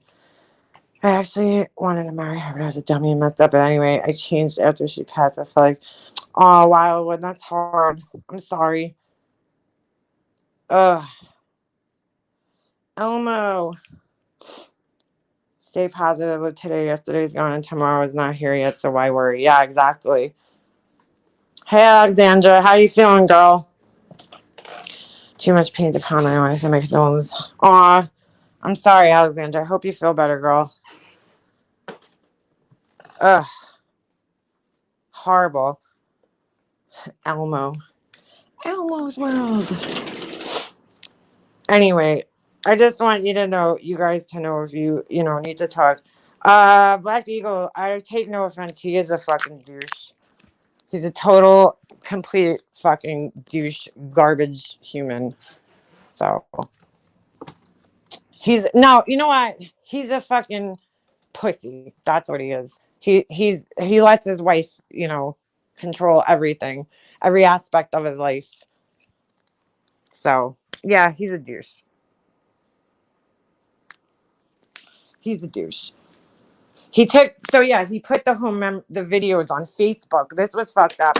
He took the videos, he downloaded all of them, put them on fucking the internet, and then doesn't send me a link to them. And then I'm supposed to trust you that you're gonna give me the fucking pictures back? No, sorry, no. That was the one thing that I was fucking like stern as fuck on. I was like, nope, sorry, not bringing the pictures back. And then he was like, he was demanding. So I was a total asshole. And I don't give a fuck. Because after I was threatened God knows how many times with various things by his wife. I was such an asshole. I took the pictures. So my mom had I can't even tell you how many photo albums she had. So I knew what was in each of the photo albums. So there was one photo album that it was all like scenery pictures from like a vacation that my parents went on to Hawaii. The whole album was just filled with like scenic views. So I gave him that one. Like there's not even pictures of my parents in there. So I gave him that one. And then I gave him like 2 albums that were like, I don't even know who, I think it was my mom's friends. I don't even know. They were like old ass pictures from like before we were even born. I gave him those. And then one album was just pictures of me and my mom. I had copies of all the pictures, though. It was like the duplicates that I had from her week. And I gave him that one. And that was it. And then, you know what was crazy about it? It just goes to show that he never fucking even wanted the pictures. Because after that, they never fucking said another word about the pictures. They complained, and then that was it. Then they moved on to the next thing that they could fight with me about. It was like, I knew that this girl was just fighting to fight. So whatever the fuck she would pick, and then she would move on. Like after, whatever. The attorneys were like, okay, well, you said she wanted pictures. And I know he has some pictures. I know he took some photo albums. It's not like he has no pictures. I would never do that, But I knew he had taken some photo albums, so I was like, you're not getting the rest of them. I'm going to keep the rest of them. Sorry. I still have a box of fucking jewelry that I put aside too for his daughter that I don't know when the fuck I'm ever going to give it to her, but it's still sitting there of my mom's jewelry. Not like the kid ever really fucking saw my mom, but it's the right thing to do. And I know my mom would probably want her to have something, but I don't even know. I'm not allowed over to his house. And I don't know. I don't like my brother's wife either. Oh, I don't just not like her, Monique. I fucking despise her. I loathe her. She's like the most fucking horrible human being on the planet. She's not even a human being. She's not a human being. She's a fucking demon seed. She's horrible. Horrible. Horrible fucking person. Just terrible, terrible person. Pain of the worst. I'd rather give birth to another child before I recover from this. Oh my God, girl. Are you still in the hospital? Did you get any of the videos? Yeah, Angela, he ended up leaving the videos like at the house because he thought he was going to use it as collateral. Like, here, I'm giving you the videos, give me pictures, give me the pictures. But I don't care. I was being an asshole, like straight up about the pictures. Cause like literally the pictures were my number one fucking priority. That was the thing that I wanted the most was the pictures. Like, so I wasn't giving the pictures up. And like I said, like if he ever really fucking wants pictures, if he really fucking wanted pictures, come over to my house. And I told him that you're welcome to come to my house anytime, and I'll let you copy them here. But they're not leaving my fucking house. So I don't know what to tell you. He wanted me to bring every photo album back to the house, and then so he could copy the pictures. And I was like, nope, sorry, not happening. So he left the videos at the house, and I don't even know if they're all there. I mean, I have no way of inventorying, what videos are there and which aren't. But I just refused. I was like, no, sorry. I don't fucking care if I'm being an asshole. If you think I'm an asshole, I don't care. Don't care. But he's welcome to come over here anytime he wants to, if he wants to copy the pictures. And I told him that. We went through all the pictures, mom's jewelry, and separated. Yeah, Nana, I took my mom's jewelry too, because my mom always said she was going to leave me her jewelry. So why should my brother get it? Why? He's a guy. What is he going to do with my mom's jewelry besides sell it for money? Which, no. I want to give something to his daughter, but I just like, when the fuck am I going to do that? She doesn't even know who I am. I mean, I would have to like mail it to his house because, God forbid I stepped on his property. Last time I did that, I got a fucking psychotic phone call telling me to never come to his house again and put anything in his mailbox. It's not a acceptable form of communication. Meanwhile, for years it was. So, yeah, he could fuck off. Need a nap. Wish they'd let me sleep here. Aw, Nana. I feel like this new woman in my dad's life is going to do that. She's going to throw away. Oh, no, bae. Oh, no. Please, get what you can then while you can. You don't want that to happen. That was my worst fear, that all my mom's shit was going to get just thrown in the garbage. I mean, literally, I couldn't sleep. And these people couldn't understand why. I'm like, because when somebody dies, everything that had no importance becomes important. Little fucking tchotchke bullshit things that they owned all of a sudden have this tremendous amount of importance on them, because they're sentimental. And they had no sentimental fucking attachment to anything in my mom's house at all. I mean, my brother literally told us the day she died, he's like, oh, it's all junk. I don't want anything in her house. It's all junk. We'll just have an estate sale. I wonder how much or how often the family members no longer in your life think about you and yours. I don't know, Carly. I know my one aunt was like relentlessly stalking me. So, literally, she would look me up every single day. So I don't know. I don't know. It seems like never, but they're very selfish people in my mom's family. So they're probably not thinking about me. I do wonder if my brother thinks about us, though. I'm like, how the fuck? Like, I know for me, it's very troublesome to know that I have a niece out there who I missed the first, 5 or 6 years of her life. I don't even know her. I've never been to a birthday party. I've never, nothing. I don't know her. And that fucking kills me. Absolutely kills me. It's heart-wrenching to know that this, adorable little girl exists out there who's, 2 years younger than my son, or 3 years younger than my son, and I don't even know her like that, and I probably never will, and that just kills me. And I don't know if my brother feels the same way about my son. I don't even know if he fucking cares. He seems like he has no heart, so I don't know. It's hard to say. Kat, is it on the possibilities that you could sell your house? Because, girl, you can't live like that. And I don't blame you. They tried to do that Rigoro's jewelry collection. I read through the pieces. Some were real gold with diamonds. Prayers and hugs to everyone who's been through difficult times. Off to eat lunch. Aw, have fun, KB Bell. Thank you for stopping in, girl. As always, pleasure to have you. I will be in jail if she moves one thing before I get it out. Yeah, babe, I would too, girl. That's what, my aunts totally did not understand. My my mom hated my brother's wife. We did not like her. Okay. My mom had vocalized to everybody in her family that she did not want my brother's wife setting foot in her fucking house after she passed away and touching her shit. I mean, she had made it abundantly clear to everybody in my fucking family and friends. I mean, I ran into this guy one time that worked in the fucking warehouse at her job, and he even fucking knew. He even knew that my mom hated her. So for my aunts to allow this girl to like disrespect my mom's shit and go over there and take her fucking socks even, I just like couldn't. It was fucking mind blowing to me.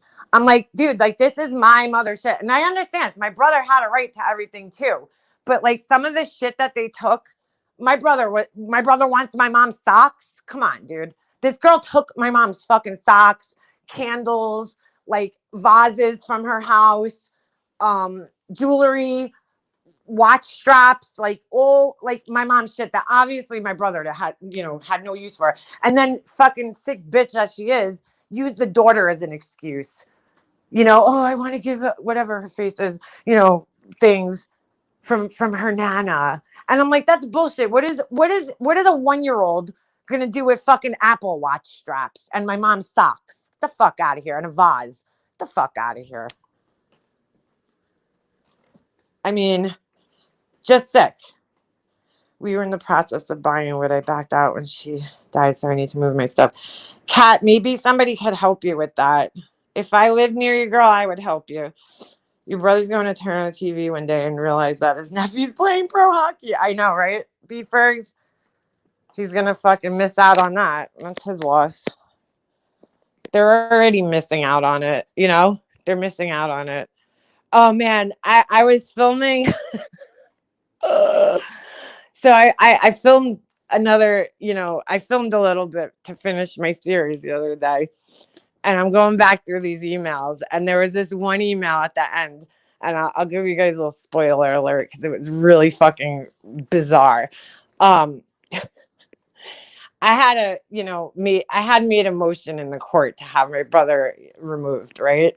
Because it really wasn't my decision. My attorneys really were the ones who were gung-ho about it because they fucking it's a whole nother story. I won't get into that part. But regardless to say, my brother was basically desperate at this point in time. Him and his wife, they started getting really desperate. And I at the very least, I accomplished, scaring the shit out of them. And so he writes me back this fucking email one day. My attorneys at this point in time told me not to talk to him. Like, do not answer any emails. Do not talk to them. If you have to communicate, go through us. Just no contact with them whatsoever. So I wasn't answering them, right? Actually, you know what? I might have answered at this point. I don't know. I don't know if I answered or not. I forget. Anyway, I get this fucking email, right? And it was so goddamn manipulative. But the funniest part of it was that, and this is how fucking stupid his wife is. I just couldn't believe it. I don't know if she was writing it for me or to try to put on a show for the court. I don't know. I don't know what the fuck she was doing. But there was a certain point that's it says, yeah, I was talking to my friend John the other day, and he thinks we have a shot of reconciling after this is all over. And I'm like, first of all, where the fuck did you get the idea that I would want to reconcile with you? I don't know where you even got that fucking idea from, but okay. But who the fuck is John? This guy, John, my brother has a friend named John who he met through work he worked with the wife, right? And they all used to go out for happy hour. And so the wife used to bring the husband, and my brother made friends with him, right? Well, not even a year into their friendship, they moved down to Georgia. So I don't know this guy. I don't fucking know him from a hole in the wall. And he doesn't know me. My brother's probably known the guy for I don't know, 10 years at this point in time. But I'm like, what are you telling John, first of all, that he even thinks we have a chance of reconciling? Did you tell John the truth? What you guys have put me through, what you put my mom through? Because I don't think John's opinion's based on fucking reality here. Whatever the fuck. And like, I don't even know this guy. I don't even fucking know this guy. Like, why would I care what he thinks? I don't even fucking know him. I met him a total of, I think one time. We threw a surprise party for my brother on his 30th birthday. And unfortunately, this guy came and stayed at our house because, he had to come from out of state. And he's crazy, this guy. But like, I had to entertain him for a fucking entire night at my house. Other than that, I don't know this guy from a fucking hole in the wall. And I'm like, why would I care what he thinks? Not I think we can reconcile. My friend John thinks we can reconcile. And I'm like, what the fuck? I mean, just the most insane shit I've ever heard in my life. That I couldn't even believe that they thought that was something that I would have even wanted at that point in time. It's like, given the circumstances of what's going on, and I'm trying to do every fucking thing I can to get you out of my life so I don't have to deal with you ever again. You think that I want to reconcile from that? What the fuck? And you think that my brother's friend who I met one time, I care what he thinks about us reconcile based on your fucking lies. I don't even know what the fuck they told people. I would honestly be interested to have a conversation with John at this point and be like, excuse me, I really want to know why the fuck you thought it was possible for us to reconcile. Or if they just threw his name in there. I don't know. It was the weirdest, most bizarre shit, but that's my brother's wife for you. Like, fucking makes no sense. Yeah, I want to reconcile. Sure. It's like insane. Fucking insane. Unfucking believable. My aunt took my nana's electric toothbrush. Ew. I wouldn't want anybody else's toothbrush. That's gross. It's fucking weird. Oh, shit. Mercedes girl got timed out by accident. You dropped your phone? Oh, you dropped water on your phone. Okay. I thought you said dropped your phone in water. I was like, shit. Yeah. So, yeah, we had a chance of reconciling. According to John, whoever the fuck that is. Fucking insane. Like, I was going to be like, oh, great. John thinks I can reconcile. So let me just drop this motion that I put into the court and, we'll just be one big fucking happy family again after all this torture you've put me through for the last fucking 3 years. Yeah. Now all of a sudden we can be friends. Okay. So fucking manipulative. And then to boot, after that they write, I think that's what mom would want. So like she put that manipulative, like trying to use again, and she did that so many times to me, knowing my love for my mom and, my loyalty towards her. They tried to use that numerous amounts of times to manipulate me throughout the process. It's fucking disgusting. Ugh. Yeah, you could write a letter to the judge. People are fucked, man. Seriously fucked. Well, no, this girl's fucked. She should seriously, she's on the level with Laura and them. That's where she belongs. Oh my God, it's 1 o'clock already. I gotta fucking get some shit done here. I probably need a timeout. No, Mercedes girl. You're always a pleasure to have in chat. Why did I just walk out to my car? You ever do that and totally forget what the fuck you came outside for? I do this shit all the time. As my mother died, I watched my family rob her jewelry box. Oh my God. As she was dying, oh my God, Kevin, that's terrible. Yeah, Kat, humans do suck. They really do. Narcissists really fucking suck. Like my brother's wife. Total fucking narcissist. Psychopath. Crazy bitch. Completely fucking psychotic. I never met a person like that in my entire life. Like, really. I mean, I had met some fucked up people, but no, she definitely, takes the cake on psychoticness. I've never met anybody that insane in my life. I don't know how you kept from. I don't either, B-Frigs. I told you guys I used to dream of curb stomping this bitch. Seriously. It was bad. It was bad. I still, don't get me wrong, would like to beat the shit out of her. Just being honest, I still would. I still would. I think that's why she runs from me every time she fucking sees me, because she's fucking scared, and she should be. She should be very afraid. I mean, I would never do that. She's not worth it. She's not worth my freedom. But God, I couldn't tell you how happy I'd be if I got to just get one punch in, at least. I mean, just for how she spoke to my mom. Just one fucking throat punch. I'd be happy. One throat punch. I told my mother, pay attention to how these people are acting with her own family. Kevin, like, you just don't see the ugly in people until you're in a situation like that. That's when people's true colors come out. And it's like, it's disgusting. It really is, the way people act. It's absolutely disgusting. My mom's one as a safe. Mom wanted it out. She liked to look. My mom didn't even really have any jewelry. That was the other thing. Kat, you have someone tapped anger. Yeah, girl. I mean, whew, I'd do a number on her if she fucking ever tried.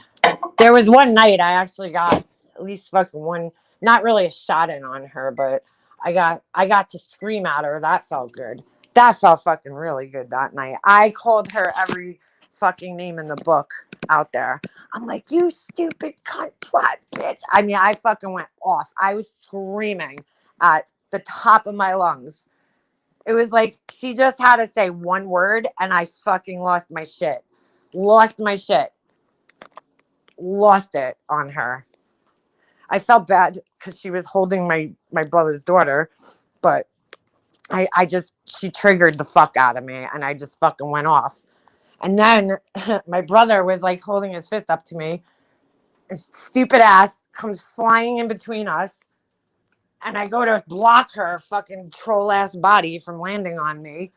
And so I pushed her away. It was just like a reflex to, like, you see a body flying towards you.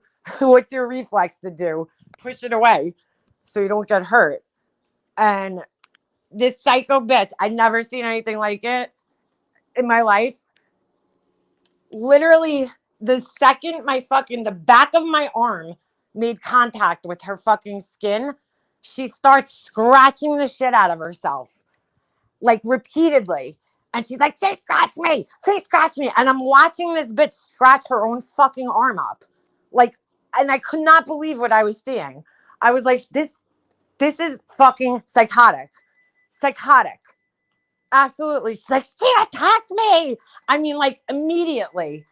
And I'm like, whoa. I had my hands up. I'm like, whoa. I mean, she went flying back when I fucking pushed her, but it was because she came charging towards me. The fuck else was I supposed to do?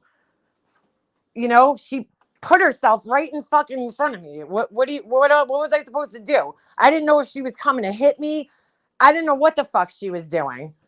And so, you know, that was my reflex, was to, like, fucking push her.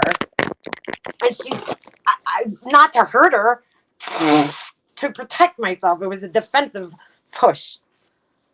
And she fucking starts bugging out. She fucking scratched me. And she's fucking scratching her arm, dude. I was like, holy shit. I mean, like, a normal person wouldn't even think to do that in this situation. Like, the fact that she did that just showed me how fucking calculated she was. And then she kept going on telling me she's going to put me in jail. And I'm like, for what, dude? For what? For defending myself? I didn't even fucking touch you, barely. You fucking troll. Yeah, beefers. I never had seen any fucking thing like this shit in my life. The best was at the end. The cops, like, she's like, I'm going and pushing charges. I'm going to go push charges. And I'm like, for what? And she's like, you scratched me. And she's showing me, and I'm looking at her arm, and I'm like, you fucking little troll. I'm like, those are called freckles, bitch. And she's like, I'm going to press charges. And the cop's like, listen. He's like, I see what you're trying to do here, girl. And it ain't going to work. He's like, just go sit in your car. I was like, yeah, exactly. It's not going to work. Like, you're going to press charges on me for fucking pushing you? Really? Come on. Stupid asshole. She's so psychotic. So psychotic. That's so sweet. She enjoyed that, I'm sure. Aw. Yeah, just crazy. If I ever see my siblings again, it'll be too soon. Yeah, nah. I feel the same way. I would like to talk to my oldest sister, but I have no desire to talk to my brother or my other sister. I just have no desire to speak to either one of them. A throat hug. Yeah, that's what she needs. I took a slap Friday night for my brother. This new woman kept pushing him. I stepped in the middle. We both had to go to the police station. No! Oh my God, Bay. Oh my God, girl. That is not that is not a good way to start off the relationship in the family. Jesus Christ. I feel your pain, girl. I feel your pain. My brother's wife called the cops on me that night. Called the cops on me. She's terrified of me. She should be. No, we both had to go to the police station. Oh my fucking God. Oh my God. What is going on there, girlfriend? I'm sorry you have to even deal with that. God, on top of all this. What does your dad say through all this shit? He's got to be like... You know what makes me sick, Bay, about that? I feel like these fucking people, these psycho bitches, they could sniff out when a man is vulnerable. Like my brother's wife, she came around when my what do you call it? It was only like about, I want to say 6 or 8 months after he broke off a 6-year long, relationship that he was engaged to the girl to marry.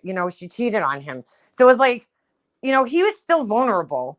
Like, it hadn't even been a full year since they had broken up. And you're talking a 6-year long relationship. And like, I don't know, they said it on Sex in the City and I kind of believe it. Maybe not exact, but like they said it takes like half the time of the relationship. You know what I'm saying? To like mourn it and grieve it and get over it. And I'm like, he's in this vulnerable spot right now. And I felt like she fucking like somehow sniffed him out and like knew that he was like a sucker. You know what I'm saying?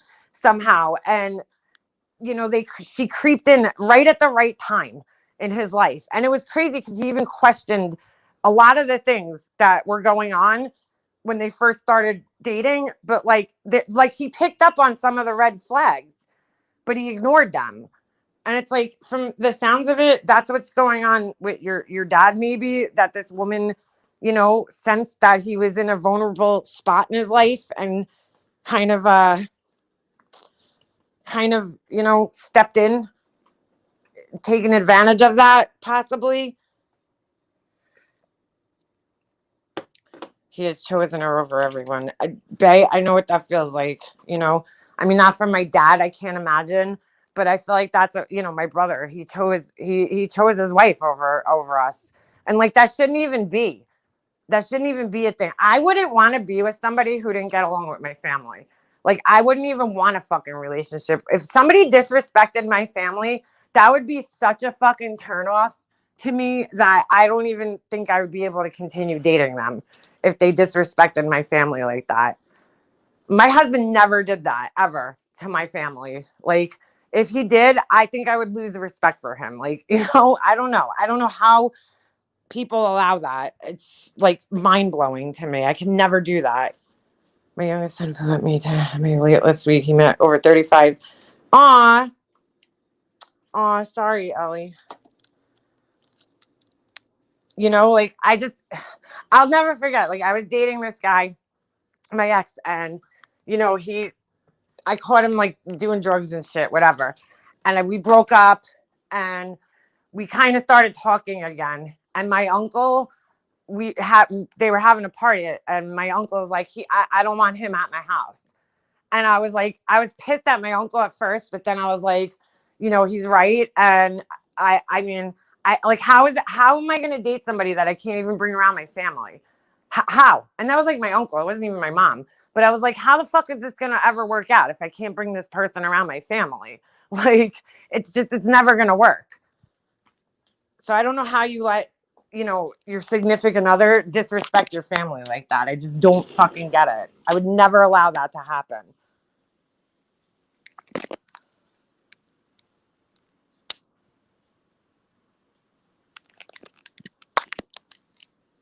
Some men just get like, I swear to God, they get like mesmerized by these women, these fucking she devils. It's fucking sick. Really sick. And it's like, that'll fuck your whole family up now. Your whole family dynamic's going to be different. I feel bad, girl, because I went through that and I know what it's like. 80 degrees inside, Beefers. In the house? Oh, God, girl. Yeah, it's hot here, too.